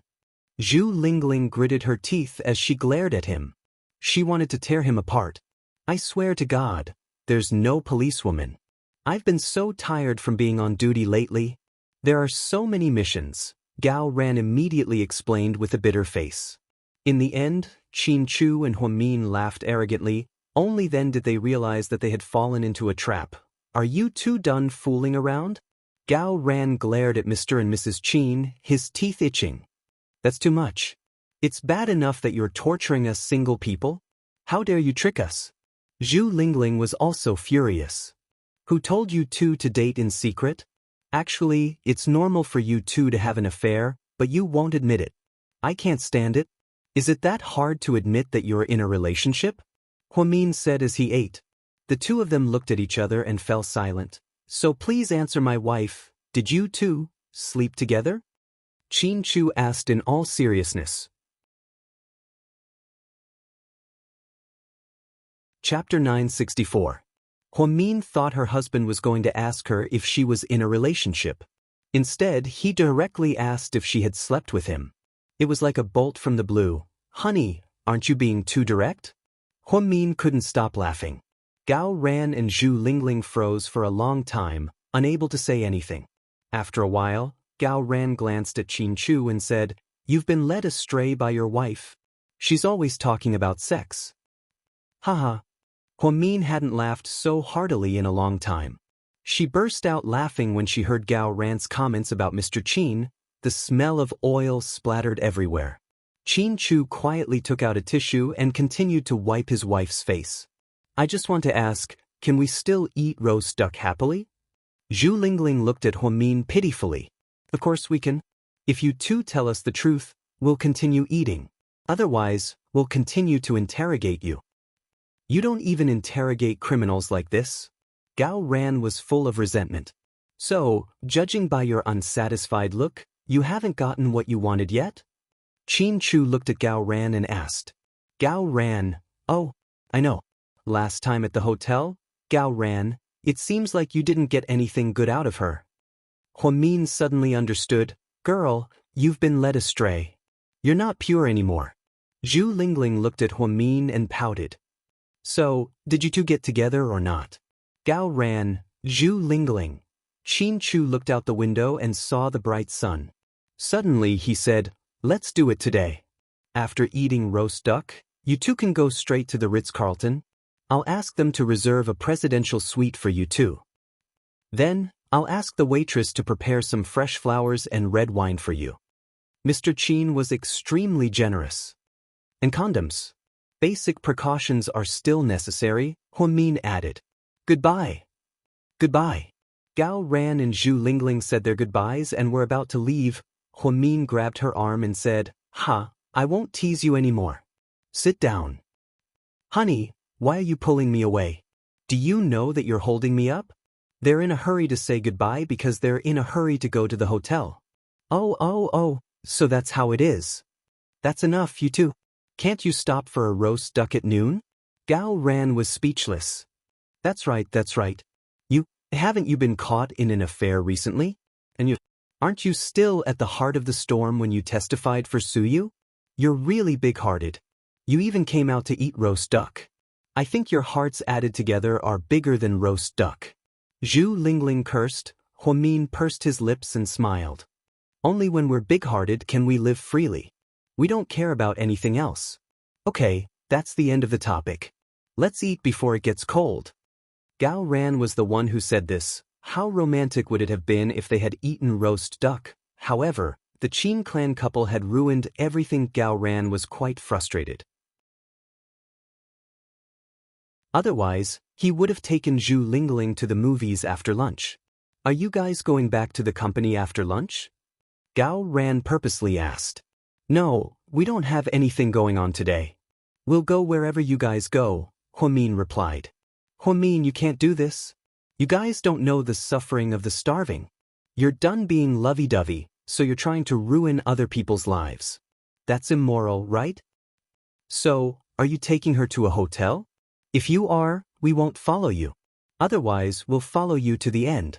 Huamin said. Zhu Lingling angrily stood up and said, "Stupid cop, let's go, I'll take you to a hotel." Sit down first, don't be impulsive." Gao Ran immediately tried to persuade her. "No, we'll go right now. I'll see if they can still follow us. We're not going to that Carlton. I'll treat you to a small hotel. A small hotel doesn't have good soundproofing, right?" Huamin laughed. "It's better if the soundproofing isn't good. We can eavesdrop from next door, especially from next door. It's so exciting." Gao Ran, Huamin, Qin Chu, if you guys have the guts to play, then don't be a coward. Let's get 2 rooms together. You guys can stay next door and see who can stay longer. Do you have the guts?" Zhu Lingling was even more ferocious than a Manchurian tiger. "Venomous tongueling, don't fucking act like a tiger. Sit down." Gao Ran secretly pulled her hand. Huamian was also dumbfounded. She was just wondering what to say to that. Then Mr. Qin slowly said, "Good idea." Then everyone was dumbfounded, including Zhu Lingling. She was just bragging, okay? She didn't think that Qin Chu would be so terrifying.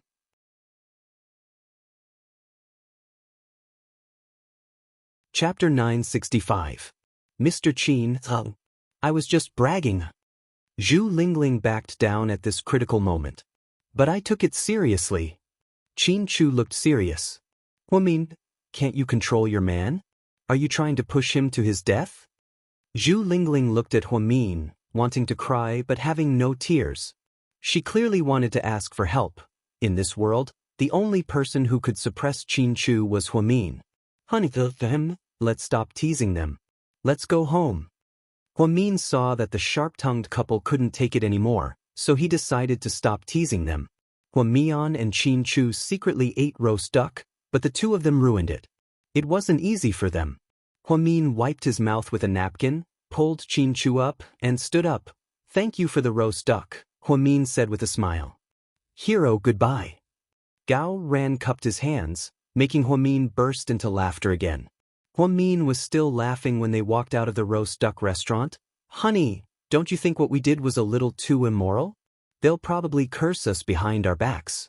Qin Chu smiled but didn't say anything. In the afternoon, Huamin and Qin Chu returned to GK headquarters. Qin Chu was on official business, so Huamin casually strolled around. Then he ran into Annie Liang, whom he hadn't seen in a while. She had just accepted an endorsement deal for a certain cell phone. She was shooting a 5-minute commercial for the cell phone, and a dozen or so people were busying themselves. When Huamin walked in, everyone immediately greeted him. A young lady. Huamin nodded at her. Annie Liang immediately walked over and handed her a bottle of green tea. A young lady, have some water. Thank you. Huamin received the green tea and looked at it casually. A young lady, I haven't seen you in the company for a long time. Yes, I've been quite busy recently. How are you? I heard that the company has accepted many endorsements for you. Yes, there's a mobile phone, 2 new clothes for next spring, and a mobile game. That's not bad. Work hard. Thank you, a young lady. Oh right, a young lady. Do you have some history with Jiang Linyue? Annie Liang suddenly asked. A little. Huamin didn't avoid the topic. I signed with the company because of her. One of her cousins is a friend of mine. I don't know much about her, but a few days ago, she kept calling me, asking me to talk to her and ask her to come back to work here. But, I don't really care about personal grudges. Plus, I think a young lady is smart, so there must be a reason for you to transfer her away. That's why I haven't agreed to her request. I think it's because she's not very sensible, and it's making a young lady feel bad. She's not very sensible, Huamin slowly said as he took a sip of his green tea. A young lady, don't worry, I'm not someone who forgets my roots. Since you're willing to give me a chance to make a name for myself, I naturally won't help those boring people. A young lady, please don't think of me as the same person because of those people. I'm not on the same path as them. I just want to make money for the company. Okay. Huamin nodded. Annie Liang's meaning was obvious. She wanted Huamin to know that although she was introduced to the company by Jiang Linyue, she didn't have a good relationship with Jiang Linyue. Therefore, she hoped that Huamin wouldn't take his anger out on her. The truth was, Annie Liang was overthinking things. Huamin had almost forgotten about Jiang Linyue's existence. Ever since Song Yisher came back, Huamin finally saw what a true master was like. That woman was a ruthless character who could kill without leaving a trace, but she always liked to play the role of a little lamb. At 6 p.m., Qin Chu got off work as usual, and the two of them drove back to Sky Blessing Court. Huamian wanted to expose the rumors of a divorce in front of her mother. Yang Meirong was immediately relieved when she saw that the two of them were as loving as ever. She even prepared dinner for them. When they got home after dinner, it was actually snowing. This was the first snowfall in this city since the beginning of winter. The snowflakes were huge, and they slowly drifted down. In front of South Hill Manor, Qin Chu parked his Maybach and got out of the car with Huamin. What beautiful snowflakes! Huamin looked up at the sky, and the white snow in the night added a romantic touch to the scene. Qin Chu held on to Huamin's hand and slowly said, "They all say that when it snows, you should go out with the person you like, because if you're not careful, you won't be able to grow old together." Upon hearing this, Huamin turned around to look at Qin Chu. His tall figure stood in front of him, covered in snow. "Mr. Qin, can I invite you to go out with me for a walk?" Huamin asked with a smile. Chapter 966. Then I'll reluctantly agree, Mrs. Qin. Qin Chu lovingly patted her head. Just like that, the two of them didn't enter the house. Instead, they turned around and strolled around South Hill Manor in the snow. 7 years had passed, and it snowed a lot every winter here. However, Huamin had never felt as artistic as he did today. Perhaps it was because the people around him were different. Qin Chu held her hand, and his palm was still warm. Like an old couple, they quietly walked in the snow. Even if they didn't say anything, they wouldn't feel awkward. In the depths of their love, Huamin took out his phone and took a selfie with Qin Chu's face. The two of them were wearing white winter clothes, and in such a snowy day, they captured the most beautiful moment. Then, Huamin sent a WeChat message. "If you don't leave me, I'll be with you until the end of my life." Huamin's Photoshop skills were terrible, and every time he took a photo he would whiten it and post it. Therefore, the two of them looked very similar in person. However, because of their good looks, it made sense no matter how the photo was taken. Wow, sis, you and brother-in-law are so good-looking. Jishin commented from New Zealand.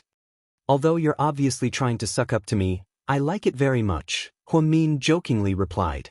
Don't miss this. Everyone, take a look. The Qin clan couple is abusing single people again, Gao Ran said. I'm dying of jealousy. I'm dying of jealousy. This phrase is from 3 years ago, right? Zhu Lingling asked. You're jealous, right? What? Aren't you going to ask Mr. Gao to say the same to you? Huamin replied. Gao Ran immediately sensibly replied to Zhu Lingling, if you don't leave me, I'll definitely die. Fuck off, Zhu Lingling cursed without hesitation. This pair of clowns really brought a lot of joy to Huamin. At this moment, Jiang Shaowei commented below, do you want to skip the wedding with us on New Year's Day? I don't think you two have done it before. There's no hurry. We're already legal. We don't care about formalities. Huamin smiled. So, are you going to hold the 1-month-old celebration and the wedding together after your little bun is born? Jiang Shaowei asked. That's a good idea. I'll think about it. It was rare for Huamin to be in such a good mood. He took out his phone and replied while reading aloud to Qin Chu. The two of them walked in the snow for a very long time. When Jiang Shaowei was commenting, she was actually in the villa, eating hot pot with Su Yu, Tang Chuan, and Wei Liao. Everyone suggested having hot pot, but it was snowing outside and Jiang Shaowei didn't like to move. In the end, the 3 men decided to give in to her, so they ate at Wei Liao's villa. This was Wei Liao's private villa. Originally, they were going to buy a new place for their wedding, but Jiang Shaowei liked this place. So, they temporarily stayed here. There were 2 maids, a driver, and a gardener at home. Overall, everything was standard. Wei Liao went to the nearby supermarket and bought a lot of hot pot ingredients. The 4 of them sat around the fireplace and ate hot pot. The atmosphere was originally quite beautiful. However, after Huamin sent him a WeChat message, Su Yu obviously fell silent. Xiaowei's phone was the most advanced 6P model on the market. It had a huge screen. When she put it on the table, Su Yu happened to see it. He originally thought that it was a selfie taken by Huamin, so he grabbed the phone and took a look. However, after he saw it, he silently put the phone down. His depressed expression was obvious. Ahem, you're just looking for trouble, Tang Chuan coughed lightly. Since this topic was brought up, Jiang Shaowei interrupted. Actually, don't be fooled by how cold-blooded Huamin is. She seems like she doesn't care about anything, but deep down, she cares a lot about the people and things she cares about. Qin Chu is someone she set her mind on when she was young. Although they've been on and off all these years and their path hasn't been easy, the good thing is that they've persevered. They've faced all kinds of uncertainties in the outside world, but I think it's not easy. After all, she's only 24 years old. No one can expect her to be as calm and mature as a middle-aged woman. However, the person that Huamin set her mind on should be very lucky, because she's a typical stubborn person. If she likes someone, she'll like him for the rest of her life. Jiang Shaowei's words made the originally depressed Su Yu even more depressed. He put down his chopsticks, picked up the beer beside him, and took a big gulp. Slightly, do you want some fish balls? I'll get you one. Wei Liao wanted Jiang Shaowei to change the topic. However, she suddenly turned to look at Su Yu and asked, so, aren't you tired of your one-sided love for Huamin? Especially when you see that she's deeply in love with someone else, do you really not want to give up?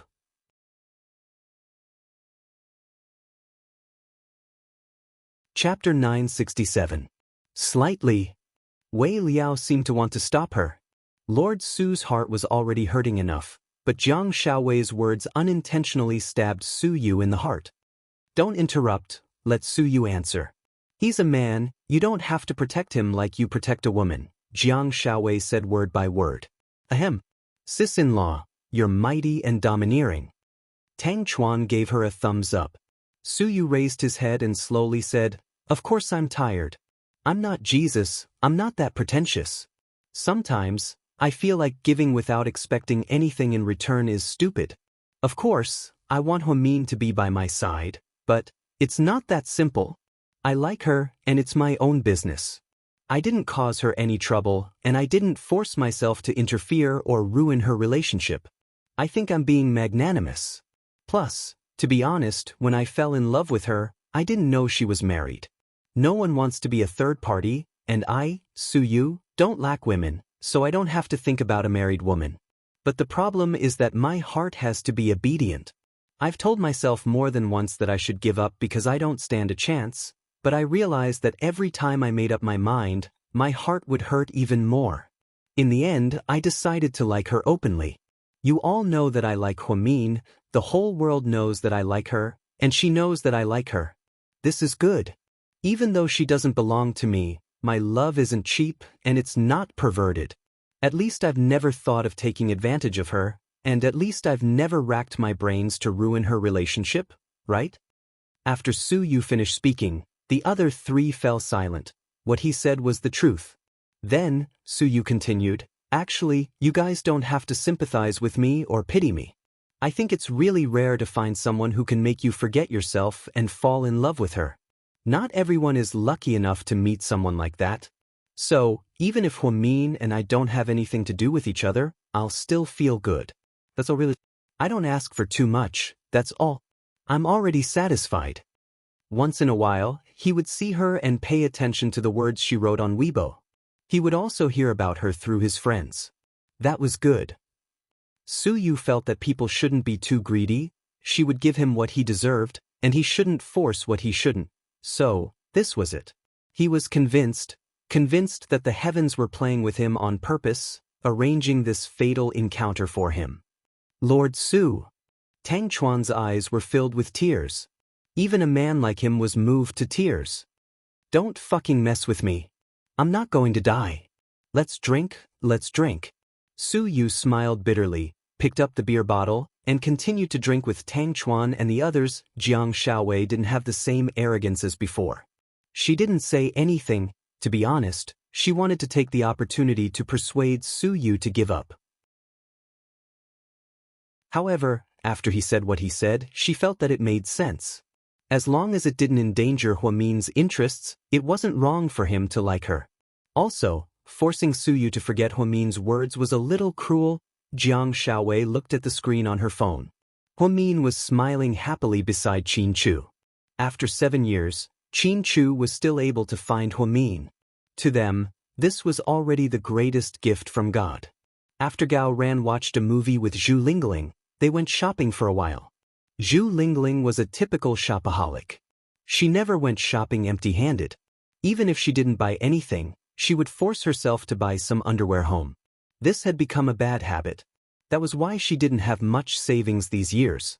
In Wanda Plaza, the two strolled around casually after watching a movie. There's a new model. It looks good. Zhu Lingling stood in front of a luxury bag and looked at a long wallet. Although it was just a wallet, the price tag was as high as 10,800 yuan. She already had more than N bags, more than Huamin. However, she still kept on buying. As long as it was within her means, Huamin called her a bag addict. Waiter, wrap this up, Gao Ran said as he reached for his wallet. No, I don't need you. I'll do it myself. Zhu Lingling immediately took out her wallet. To be honest, she didn't want Gao Ran to pay at all.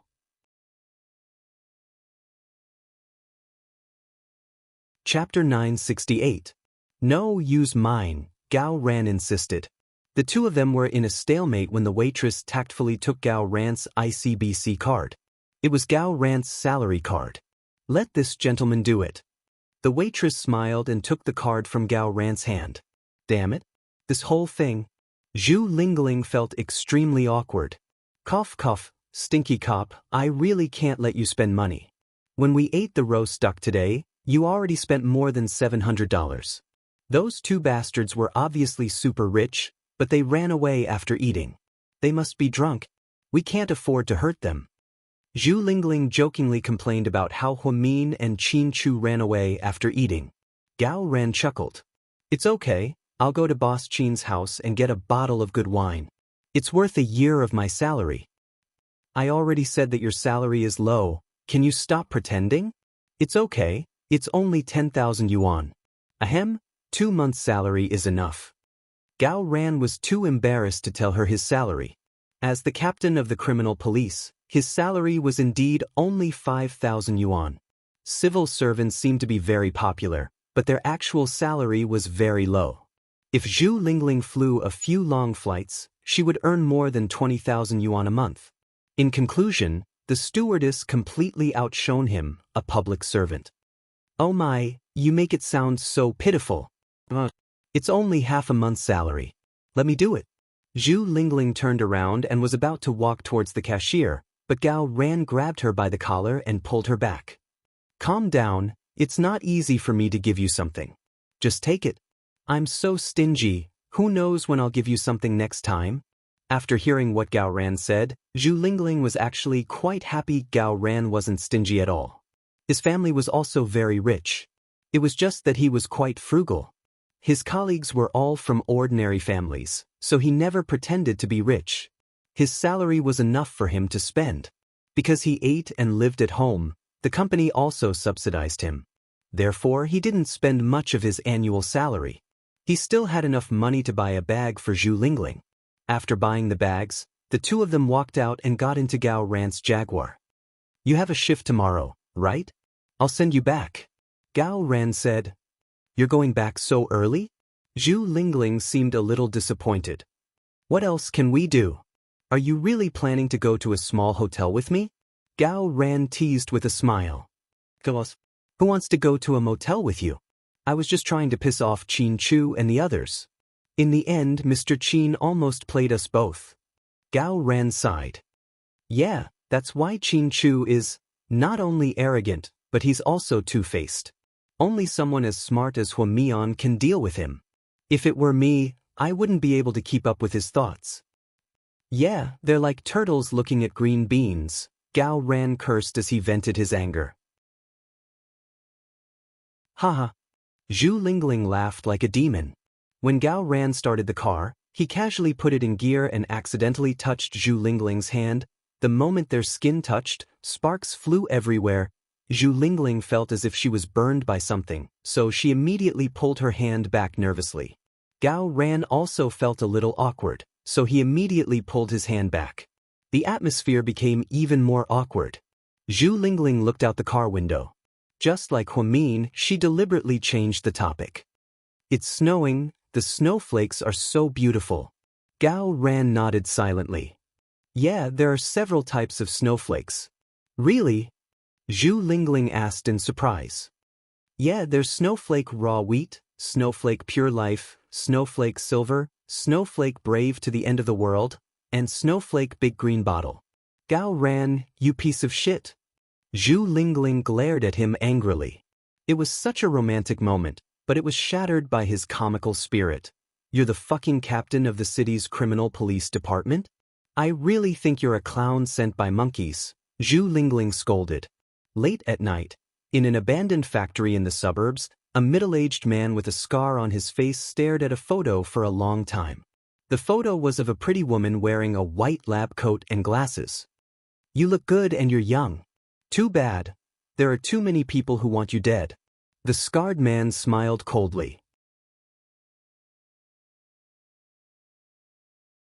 Chapter 969. The next morning, after resting leisurely for 2 days, Huo Mian finally returned to work. When Huo Min arrived at Southside in the morning, he immediately went to see Ni Yang in the VIP room because he had just undergone a liver transplant. Xie Wan, who had donated her liver, was also receiving treatment in the next room. As for Shuai Shuai, Huo Min hired a cook to take care of him. How's he doing? Huo Min asked his manager, Sister Yingzi, who was standing guard at the door. A young lady. Ni Yang's surgery went very well. The chief surgeon said that he'll be under observation after he wakes up. If everything goes well, he'll be discharged in half a month. After he's discharged, GK won't accept any jobs for him for 3 months. He can occasionally take photos, appear on magazine covers, or do interviews.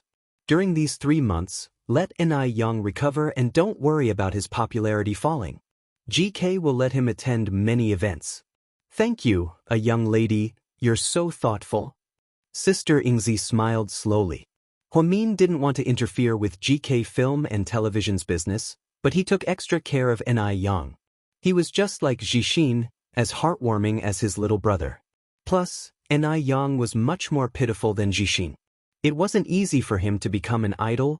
Ni Yang was still in a deep sleep. Huamin gave a few instructions to the nurses and then went to Xie Wan's room next door. She was fine. She had just woken up and her complexion was a little pale. The nurse was giving her an anti-inflammatory injection. Dr. Hua, Xie Wan said, looking haggard. Miss Xie, how are you feeling? Do you feel uncomfortable anywhere? Xie Wan gently shook her head. No, I'm fine. That's good. And Yang, how is he? She asked worriedly. He's fine. The surgery went smoothly. Don't worry. That's good. Upon hearing this, Xie Wan felt as if a rock had been lifted from her heart. Don't worry about Shuai Shuai. I've already hired a maid to cook for him, wash his clothes, and take care of him. Just stay here and rest. He'll come see you after school, Huamin reminded her. Okay. Then rest well. If you need anything, ask the nurses to call me. Okay.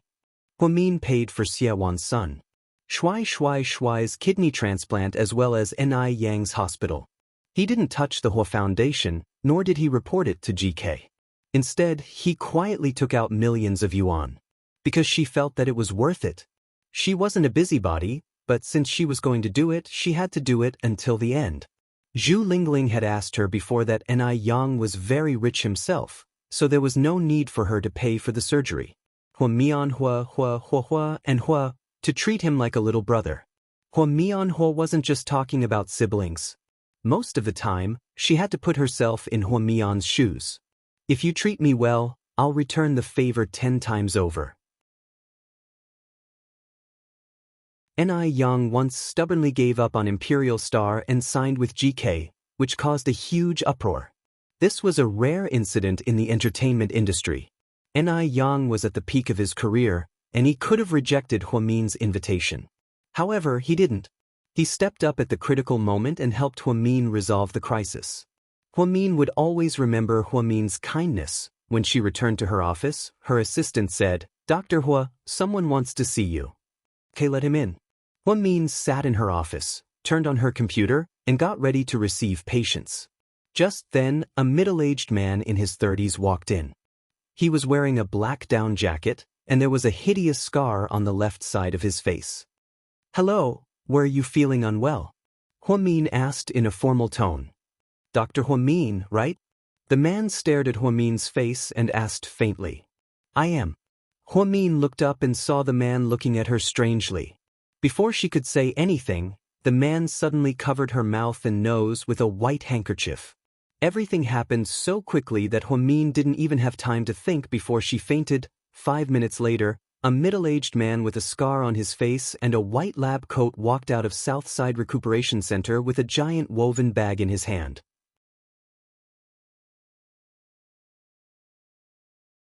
Chapter 970.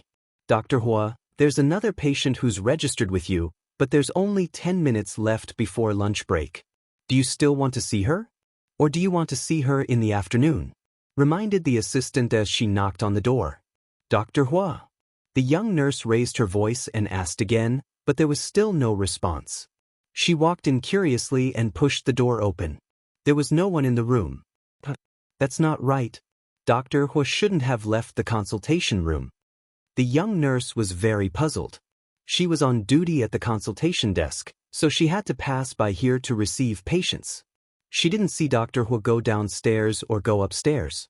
She was still there when the last patient came in. How could she disappear into thin air in less than 10 minutes? The young nurse found it very strange. She picked up her phone and called Huamin's number. Sorry, the number you have dialed is switched off. Huamin's phone was switched off. Her phone is switched off. Could it be out of battery? The young nurse walked to the consultation desk in confusion. She looked at the other nurses and asked, Did any of you see Dr. Hua? No. What's wrong? She's gone. Gone? That can't be. Did she go downstairs to eat in the cafeteria? No, if she went downstairs, I would definitely see her here. The assistant shook her head. Could she have changed into casual clothes to eat with her friends? That's why you didn't notice? I don't think so. If Dr. Hua went out, she would definitely tell me because she's not done seeing patients. Dr. Hua isn't an irresponsible person. She wouldn't leave the patient alone and go out to eat. The assistant had been working for Hua Min for more than a month. She seemed to understand her work attitude. She can't just disappear like that, right? Pa, don't worry, it'll be fine. Make an announcement. Southside is so big. If Dr. Hua hears it, she'll definitely come back. Okay. Then, the assistant ran to the hospital's broadcasting room and the broadcaster broadcasted 3 consecutive messages. Dr. Hua Min from the neurology department, please return to the office immediately if you hear this. Dr. Hua Min from the neurology department. If you can hear me, please come back to your office as soon as possible. Your assistant is looking for you. All colleagues, please pay attention. If you see Dr. Hua Min from the Department of Neurology, please call her back to her office. The broadcast repeated 3 times, but there was still no sign of Hua Min. More than an hour had passed, and the afternoon working hours had already begun. There was already a long line of people waiting to register. However, there was still no sign of Hua Min, which made the assistant nurse very anxious. Director Li, you're finally here. The assistant nurse immediately rushed up to the director of the neurology department when she saw him. What happened? Director Li frowned slightly. Dr. Hua is missing. The young nurse was frantic. Gone? How did she go missing? Tell me in detail. Director Li knew that Hua Min wasn't an irresponsible person. If she had something to do, she would have asked for leave from her. She wouldn't have left without a word. Then, the young nurse told her what happened. Director Li, who was experienced and knowledgeable, also felt that something wasn't right. She turned around and said to her assistant, Xiaoyi, go to the surveillance room and check the surveillance footage of Dr. Hua's office corridor. See if she went out. There's no way a person would disappear into thin air. I feel like something isn't right. Okay, Director Li. 20 minutes later, Director Li's assistant jogged back. How is it? Director Li asked. Director, oh no, I can't get the footage you wanted. You can't? What do you mean? Director Li was slightly surprised.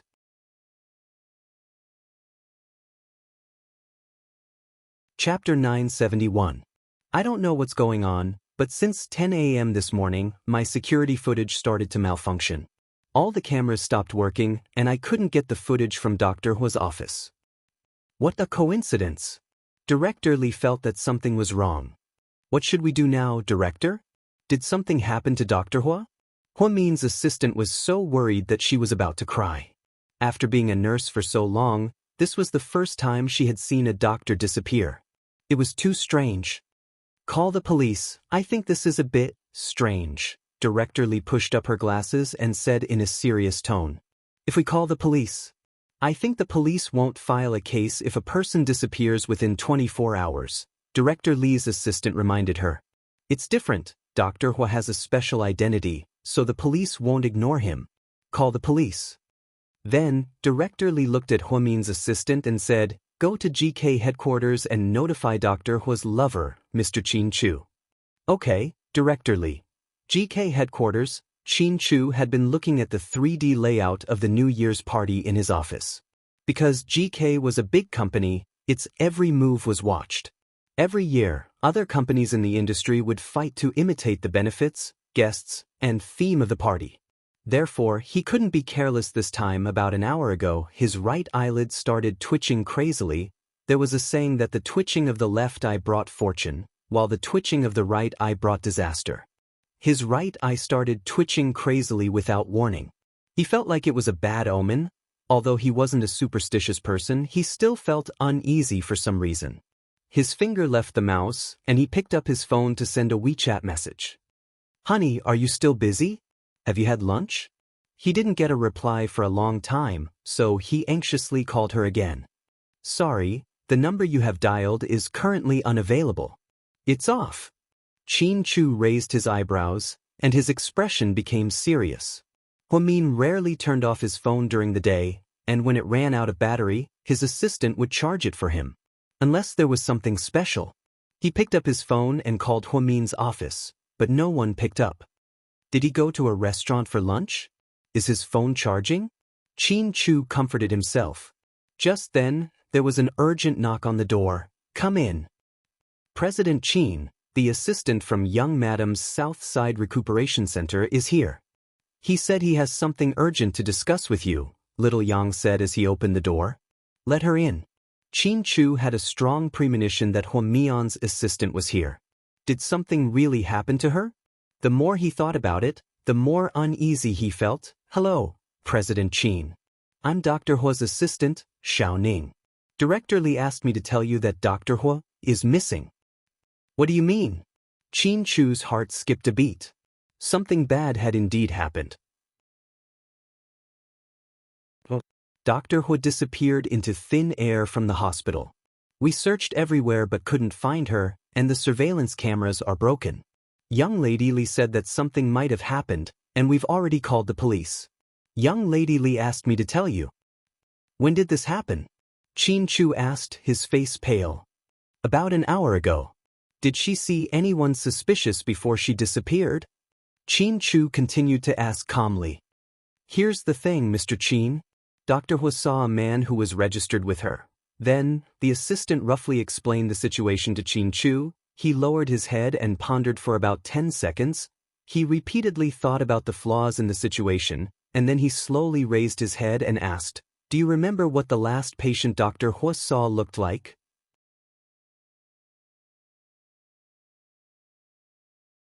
Chapter 972. I can't remember, but I know it was a man. He kept his head down when he walked, so I didn't see him clearly. The assistant tried her best to recall, but she couldn't remember anything. There were a lot of patients, and she had been busy the entire time. Okay, I got it. You can go now. President Qin, do you think something will happen to Dr. Hua? The assistant asked worriedly. I won't let anything happen to her, Qin Chu said, word for word. After the assistant left, Qin Chu's heart sank to the bottom. He was sure that Huamin had been kidnapped, and the kidnapper was the last male patient they saw. However, the bad thing was that they had tampered with the hospital's surveillance cameras, so no one noticed what the kidnapper looked like. However, he was sure that these people came prepared. They were here to kidnap Huamin, and their target was her. Yang. Sir, what are your orders? Cancel all of my plans for the afternoon. I need to go out. Sir. After walking out of GK headquarters, Qin Chu immediately called Gao Ran. Locate Huamin's number for me right now, the sooner the better. What's wrong? Are you trying to catch me in the act? Gao Ran jokingly asked back. Huamin was kidnapped. Qin Chu was in a bad mood, and his voice was deeper than usual. What? Kidnapping? Gao Ran was also dumbfounded when he heard this. Qin Chu didn't say anything. Chu, you're not joking, are you? Gao Ran couldn't believe it. How could Huamin be kidnapped? I wouldn't joke about something like that, Qin Chu replied seriously. Indeed, Qin Chu could joke about a lot of things, but he would never joke about Huamin's safety. To Qin Chu, this was taboo. Then, don't worry, I'll give you the location now. After speaking, Gao Ran immediately hung up the phone. Qin Chu was restless for the first time. He did not know who had kidnapped Huamin, nor did he know where they had taken him. Would he be hurt? Would he be beaten up? In short, from the moment he found out that Huamin had gone missing, he was already being dismembered every second. Qin Chu sat in the Maybach and smoked one cigarette after another. He never believed in gods. He only believed in himself. But this time he panicked. He was scared. He had already magnified his fear to the extreme. He did not dare to imagine what would happen to him if he lost Huamin. He ruthlessly crushed the cigarette but with his fingers. He looked ahead in despair. If there really are gods in this world, then I hope you can listen to me. Don't let anything happen to Mion. Otherwise, I will find her even if I have to go to hell. All of Qin Chu's years of calmness, wisdom, and arrogance had collapsed at this moment. All that was left was a husband who had lost his beloved wife. His eyes were filled with despair and helplessness. When Huamin woke up again, she found that her eyes were covered with blindfolds. Her hands were tied with strong ropes. "Where am I? Is anyone here?" she asked. "You're awake." It was a man's voice. She immediately recognized that it was the male patient she had just received. His voice was very strange and easy to recognize. "It's you? You're not my patient?" Dr. Hush sure has a good memory. The man chuckled in a low voice. "For you? Why did you kidnap me? Do you want a ransom? How much?" After analyzing the fact that she had been kidnapped, Huamin no longer panicked. Kidnapping was for money, so she planned to deal with them slowly. "Ransom? Huh? No, we've already taken someone's money. This time, our mission is to kill you." Upon hearing this, Huamin's heart sank. Not wanting money was the worst. This was probably the scariest kidnapper, right? But not now, because we still have a mission to complete. After speaking, the kidnapper dialed a number and handed it to Huamin's ear. "Tell your husband not to call the police. If he doesn't want you to die, tell him to come alone," the knife-scarred man said viciously.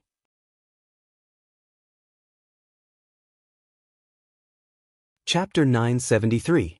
As soon as the scar-faced man finished speaking, the call went through. "Hello?" Qin Chu's familiar voice came from the other end. Hearing Qin Chu's voice, Huamin suddenly wanted to cry. However, she didn't say anything, not a single word. Because from what the kidnappers said, they didn't want money or ransom, they only wanted her life. Now, they wanted her to call Qin Chu for only one reason, and that was to take Qin Chu's life. It was one thing for her to be captured, but she definitely wouldn't drag Mr. Qin down with her. "Speak," the scar-faced man roared fiercely. On the other end of the line, Qin Chu's heart was in his throat. "Mian, is that you?" he asked gently, just wanting to make sure that she was still alive. Huamin bit her lips and didn't say a word, because if she spoke, Qin Chu would definitely come. "Bitch, speak." The scar-faced man slapped Huamin across the face. Her fair cheeks immediately flushed red. Because he used too much force, dark red blood flowed out from the corner of her mouth. Even so, Huamin still didn't say a word. "Are you a fucking mute?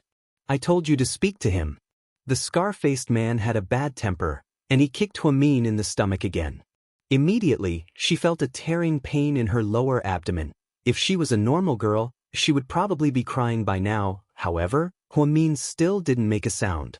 Even though she was kicked to the ground and her body was in extreme pain, she still didn't make a sound. She bit her lips with all her might, because she knew that once Qin Chu heard her voice, he would do everything in his power to save her. If she didn't make a sound, Qin Chu wouldn't be able to confirm if she was really here, so he wouldn't come so easily. Perhaps he would even discuss a plan with Gao Ran. That way, it wouldn't be so dangerous. Her mind spun quickly, but she didn't say a word. "Boss, this woman is too stubborn." She didn't say anything even after being beaten up like this. "I guess she doesn't want her husband to take the risk, right?" one of the men said. Seeing how stubborn she was, the scarred man did not waste any more time and picked up the phone from the ground. "Mr. Qin, is it? Your wife is in my hands now. How much do you want?" Qin Chu asked directly and calmly. It's not a matter of money now. I'm just taking someone's money to solve their problem. How about this? You come here, but don't call the police. Come alone. You and my employer can settle your personal grudge. If you don't come, we're going to dismember your wife tonight. From tomorrow onwards, you'll receive her body parts one after another. Don't touch her. I'll agree to any request." "Okay, Mr. Qin is so straightforward. Time?" Qin Chu asked. "We'll let you know later." After speaking, the scarred man hung up the phone. Then he kicked Huamin's body. "Stupid woman, you're quite the character. You're really stubborn. But unfortunately, you're my employer's #1 enemy. I took the money, so I had to do it. How much did they pay you?" "We'll pay you 3 times, Huamin said weakly as she lay on the ground. "Pa, do you think we don't have morals in this line of work? Let me tell you, we only work for one employer. If we always betrayed our employer, how could we survive in this world for so long? We know you're rich, but I'm sorry, we've already taken someone else's money. You can only blame your own bad luck. Brothers, let's go eat." Then, the sound of footsteps gradually left, Huamin lay in the abandoned factory. Because it was late winter, her body was emitting cold air. When she was kidnapped, she was only wearing a thin white lab coat. Gusts of bone-piercing cold wind blew past her, freezing her entire body. She didn't want to think about who wanted to deal with her. Instead, she prayed silently in her heart that Qin Chu wouldn't come alone. Otherwise, the two of them could die here. After Qin Chu received the call from the kidnappers, he felt much better. At least they were willing to contact him. At this time, Gao Ran called again. Chu, I've located Huamin's cell phone. Where is it? Qin Chu asked anxiously.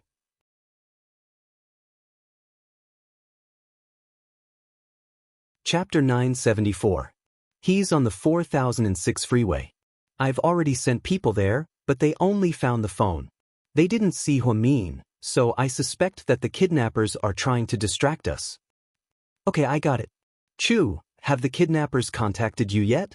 Under normal circumstances, they'll contact the kidnappers' families within 8 hours to ask for the ransom. Gao Ran asked tentatively. I haven't contacted them yet.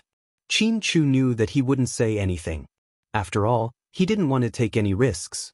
What if the kidnappers were angered by the police and killed the hostage? If that happened, it would be too late for regrets. Therefore, he didn't tell Gao Ran the truth. Oh, okay, don't worry. I'll mobilize all the police forces to investigate. We'll also check all the suspicious vehicles on the 4006 freeway. Okay. After hanging up the phone, Qin Chu took out another cigarette and lit it. Then he stared at his phone. He was waiting for the kidnappers to give him the address. Qin Chu had contacted Wu Zhongxing about Huamin's disappearance, so he didn't want the hospital to spread the news and suppressed it. He was afraid that the media would be alerted and Huamin would be in even more danger if that happened. However, other people didn't know, but Huaxiqian did. He had invested so much money into Southside and established the Hua Foundation.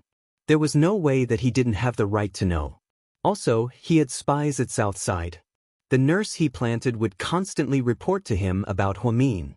When he received the news that Huamin was missing, Huaxiqian was having lunch with a client. President Hua, Dr. Hua is missing. The nurse sent him a WeChat message. Huaxiqian's smiling face instantly turned cold. What's the matter? He asked. Some say that Dr. Hua was taken away by aliens, and that it's too scary for him to disappear into thin air. Some say that Dr. Hua might be dead. Someone killed him and hid his body in our hospital. Anyway, we can't find him. Coincidentally, the surveillance cameras are also broken. President Wu didn't allow anyone to talk about this, but Dr. Hua's husband already knows about it. Alright, I got it. After replying, Huaxiqian stood up gracefully. Mr. Liu, I'm sorry. I have some urgent matters to attend to. Let's talk another day. After that, Huaxiqian walked out of the restaurant and drove straight to Southside. Inside President Wu's office, Huaxiqian and President Wu talked for a while, then walked out with a serious expression. He went straight to the Municipal Public Security Bureau and told them to retrieve all the surveillance cameras outside Southside Recuperation Center. The cameras in the Recuperation Center were broken, but that didn't mean that the cameras outside were all broken. President Hua, it's very difficult to check the cars one by one, the police officer reminded him. If it's not difficult, why would I need you?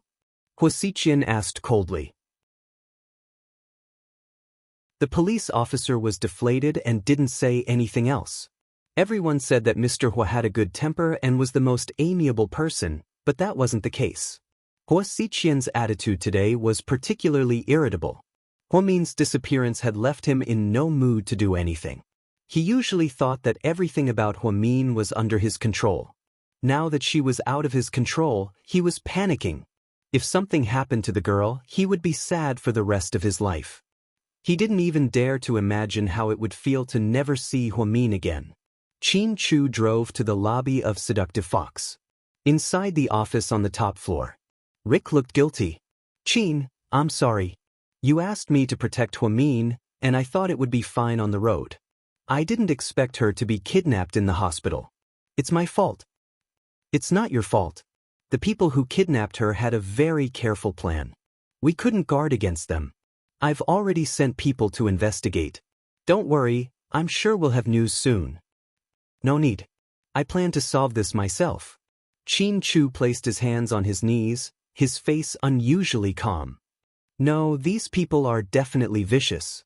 They won't just let her go after taking the money. Rick was born into a criminal family and had seen all kinds of storms. He also knew that kidnappers were all outlaws.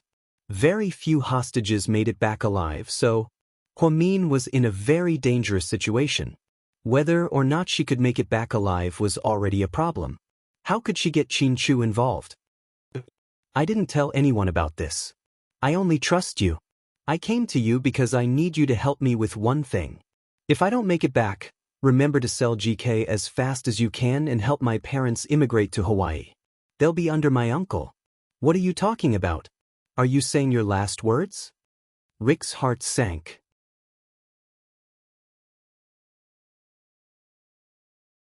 Chapter 975. I'm just telling you what to do, just in case.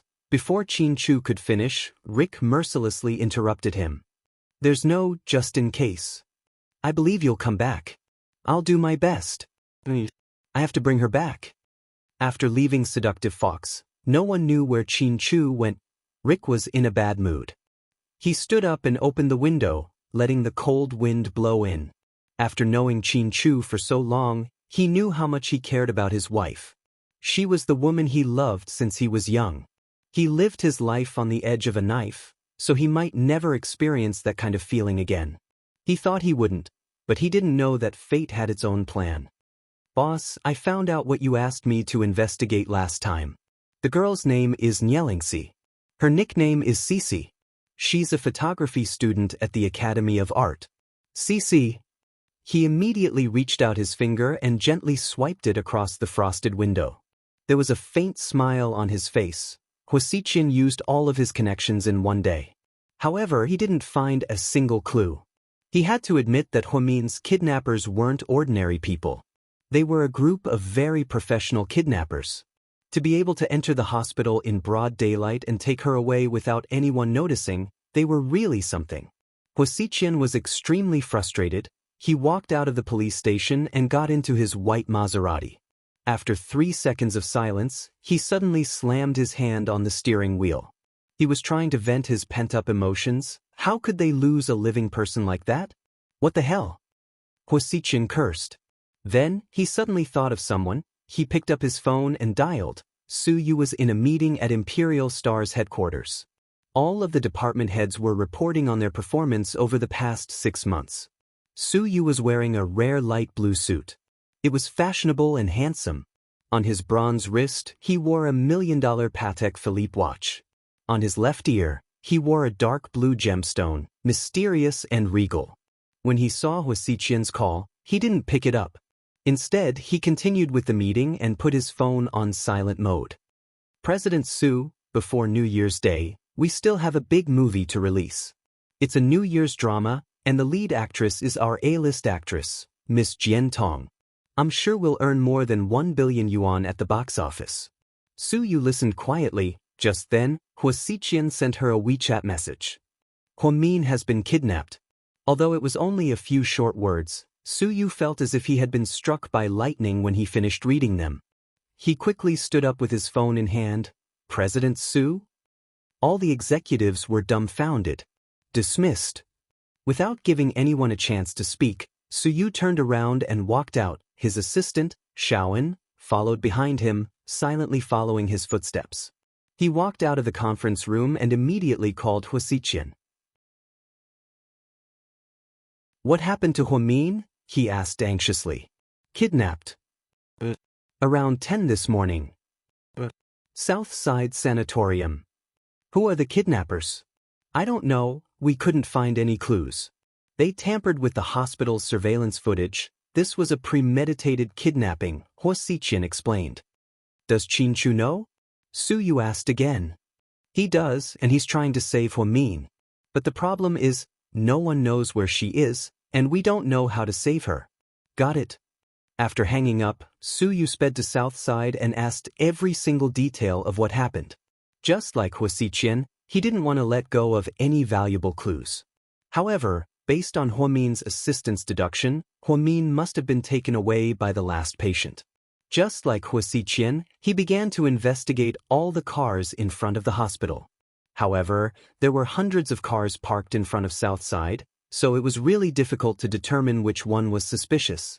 Su Yu repeatedly looked at the surveillance footage and finally, his gaze locked onto a black Honda CR-V. Go and find out who the car owner is. Where did the car go? Su Yu immediately asked the police officer beside him. Young Master Su, there's nothing special about this Honda. You didn't make a mistake, did you? The little policeman looked confused.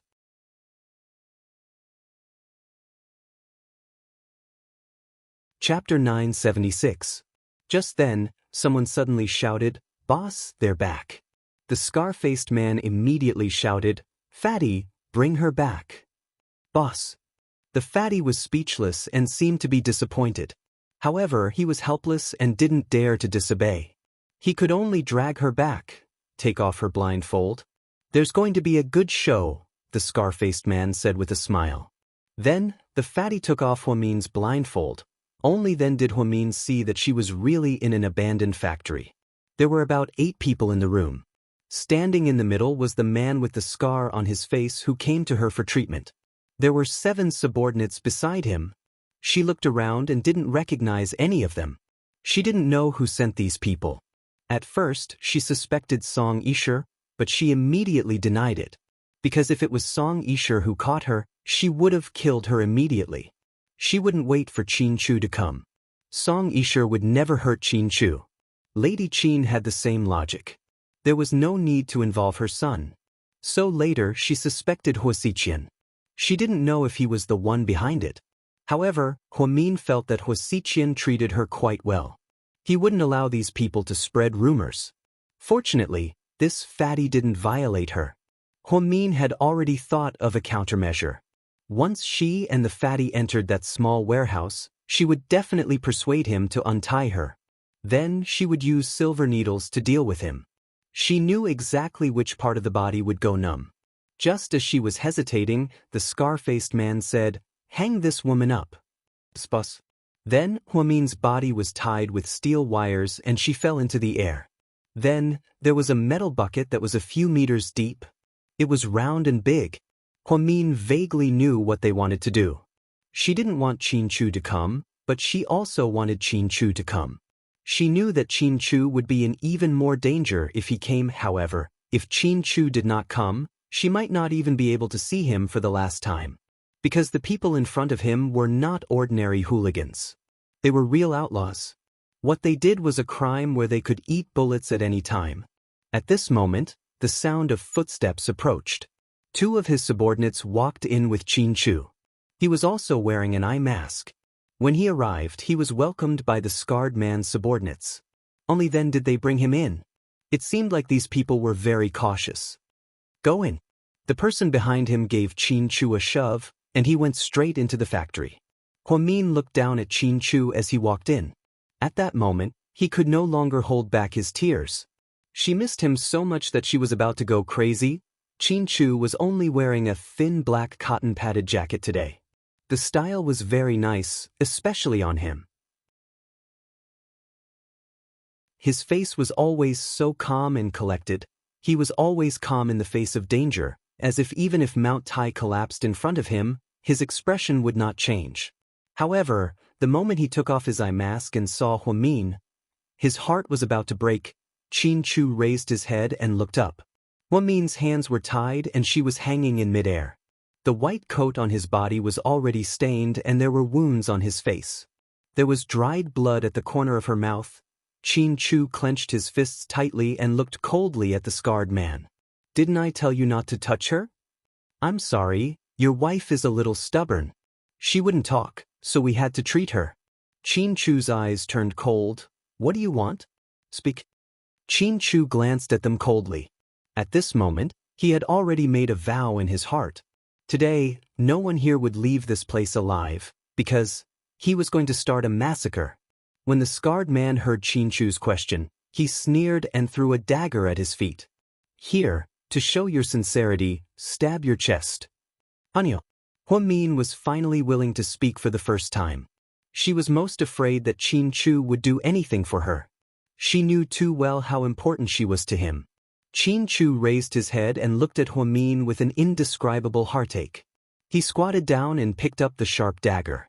Then he slowly pointed the tip of the dagger at himself. "Honey, I beg you, don't be so stupid. Even if you do it, they won't let us go." Min immediately burst into tears.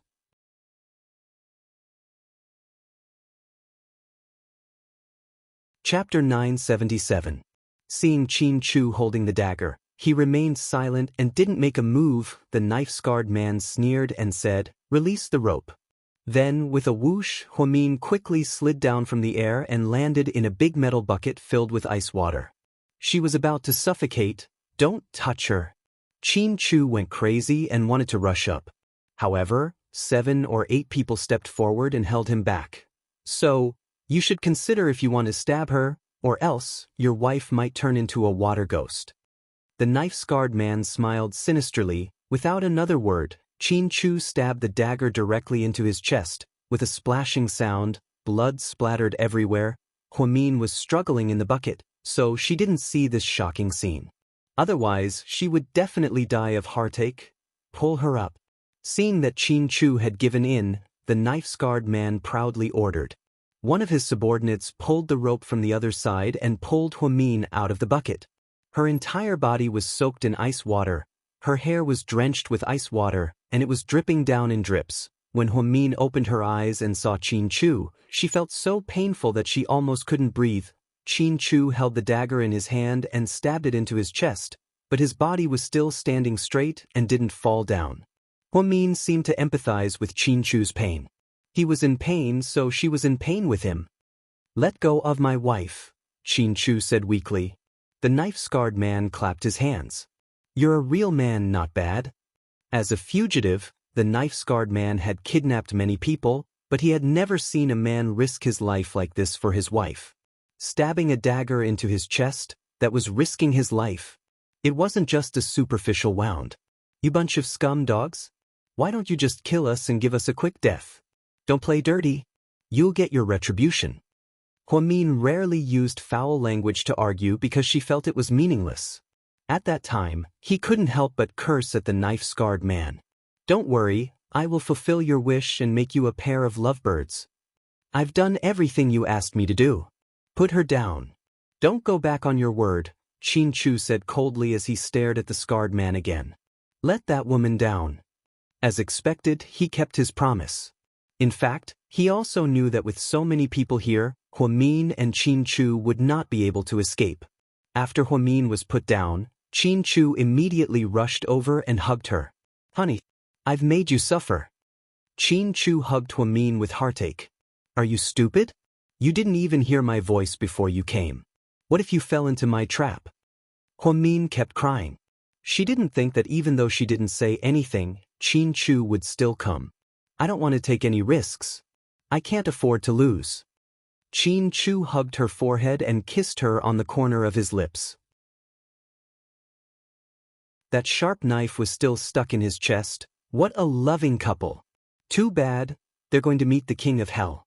The person who said this was a woman. She walked in from the other side of the factory with a tall bodyguard behind her. Min and Qin Chu looked over and immediately recognized this woman. She was Zhou Guangwei, Zhou Guangming's biological sister. After the Zhou family fell, they were chased out of Sea City by Qin Chu. They didn't think that she would actually come back.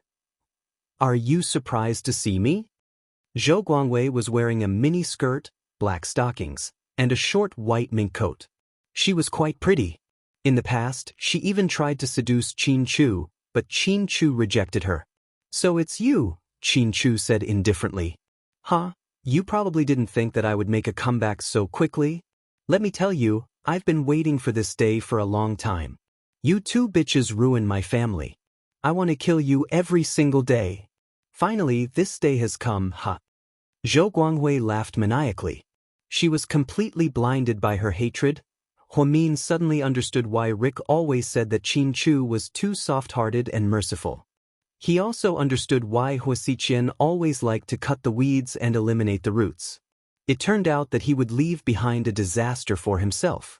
Back when the Zhou family fell, Qin Chu didn't kill them. Now that they were making a comeback, they were putting them in danger. There was a saying that was true: being merciful to your enemy was being cruel to yourself. Zhou Guangwei took a gun from the bodyguard and slowly walked in front of Qin Chu and Huamin.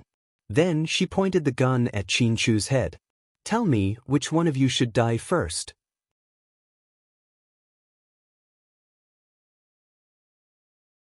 Chapter 978. Miss Hui, don't be impulsive. Let me do this. The scar-faced man smiled as he took the black pistol from Zhou Guangwei's hand. He was about to point it at Qin Chu's head when Qin Chu quickly stood up, grabbed the pistol, and pointed it at the scar-faced man's temple. Seeing this, Huamin also reacted. In a flash, she appeared behind Zhou Guangwei with a silver needle in her hand. She pointed the needle at Zhou Guangwei's temple because it was a place that could easily kill her. "Boss, Miss Hui." His subordinates seemed to be panicking. "Back off, let us go." Qin Chu's voice was cold. The scar-faced man didn't feel good. He was too careless and didn't expect the man who was stabbed in the chest with a dagger to be so fast. To think that he could move so quickly and with such godly speed. Seeing that the scar-faced man didn't react, Qin Chu pressed the pistol against the scar-faced man's temple and increased the force. "Do you think I don't dare to shoot? Let me tell you, I can take your life at any time. I don't need to take any responsibility for killing criminals like you." Seeing that Qin Chu was ruthless, the scar-faced man was a little scared. "Move, let them go," the scar-faced man said. "Boss." His subordinates seemed to be unconvinced and eager to fight. While Huamin wasn't paying attention, Zhou Guangwei stretched out her leg and tried to threaten him. However, Huamin kicked her in the waist and then inserted a silver needle into the back of her neck. Zhou Guangwei felt a numbing sensation in her body. "What did you do to me?" She tilted her head angrily and looked at Huamin. "Don't move if you don't want to die." Huamin and Qin Chu had a tacit understanding. He knew that once Qin Chu subdued the knife-scarred man, he could not become their weakness. Therefore, he also threatened Zhou Guangwei, although he didn't know what relationship Zhou Guangwei had with these outlaws. But what was certain was that these people were more afraid of her and seemed to listen to her. After the threat was successful, the subordinates retreated and made way for them. Qin Chu's chest was already soaked in blood, but fortunately, there was no major bleeding. Otherwise, he would definitely be unconscious. "Mian, you go first." Qin Chu glanced at Huamin. Huamin nodded and forced Zhou Guangwei to walk towards the door first. Qin Chu followed closely behind with a gun. "You bunch of trash." Zhou Guangwei cursed angrily. She was so close to getting her revenge, but now her plan was ruined. The others didn't dare to say anything. Although Huamin's entire body was in excruciating pain, she knew that this was not the time to fall. She had to walk out, even if it meant risking her life. When they reached the door, the knife-scarred man suddenly pounced back with all his strength. No matter how agile Qin Chu was, he couldn't react in time because of his serious injuries. So, he was immediately knocked to the ground by the knife-scarred man. "Qin Chu!" Huamin yelled with heartache. The knife-scarred man pounced over and grabbed Qin Chu's neck with one hand. His other hand held down Qin Chu's other hand. Huamin was so scared that her heart almost jumped out of her chest. She nervously watched as they wrestled. When the men saw that the fight had started, they wanted to rush forward. "Don't come over, or else I'll kill her immediately." Huamin pressed a silver needle against Zhou Guangwei's neck. "You bunch of idiots, get out of my way. If anything happens to me, my godfather won't let you guys off the hook." Zhou Guangwei made a solemn vow. As expected, when she mentioned her godfather, the men didn't dare to come forward. When Huamin looked over, Qin Chu had already gained the upper hand and was kicking the knife-scarred man. The knife-scarred man covered his chest and kept rolling on the ground. Just then, police sirens sounded. "Despicable! I can't believe you called the police." The knife-scarred man spat out a mouthful of blood and cursed as he lay on the ground, exhausted. Qin Chu was also slightly startled. He turned around and looked at the door. More than 10 police cars were speeding over. In reality, he didn't tell Gao Ran that he was coming. While he was still in a daze, Huamin saw the knife-scarred man behind Qin Chu take out an exquisite silver pistol. Then he aimed at Qin Chu. "Qin Chu, be careful," Huamin shouted with all her strength. However, she was still a step too late. Qin Chu's chest was heavily injured, so his movements were already slowed down. He couldn't dodge the bullet in time. With a bang, the bullet pierced through his body. Huamin felt as if her heart was being torn apart by something. The pain spread endlessly. You're tuning in to the Wang Lin's Journey YouTube channel. Don't forget to subscribe and join us on this journey to catch the most captivating stories.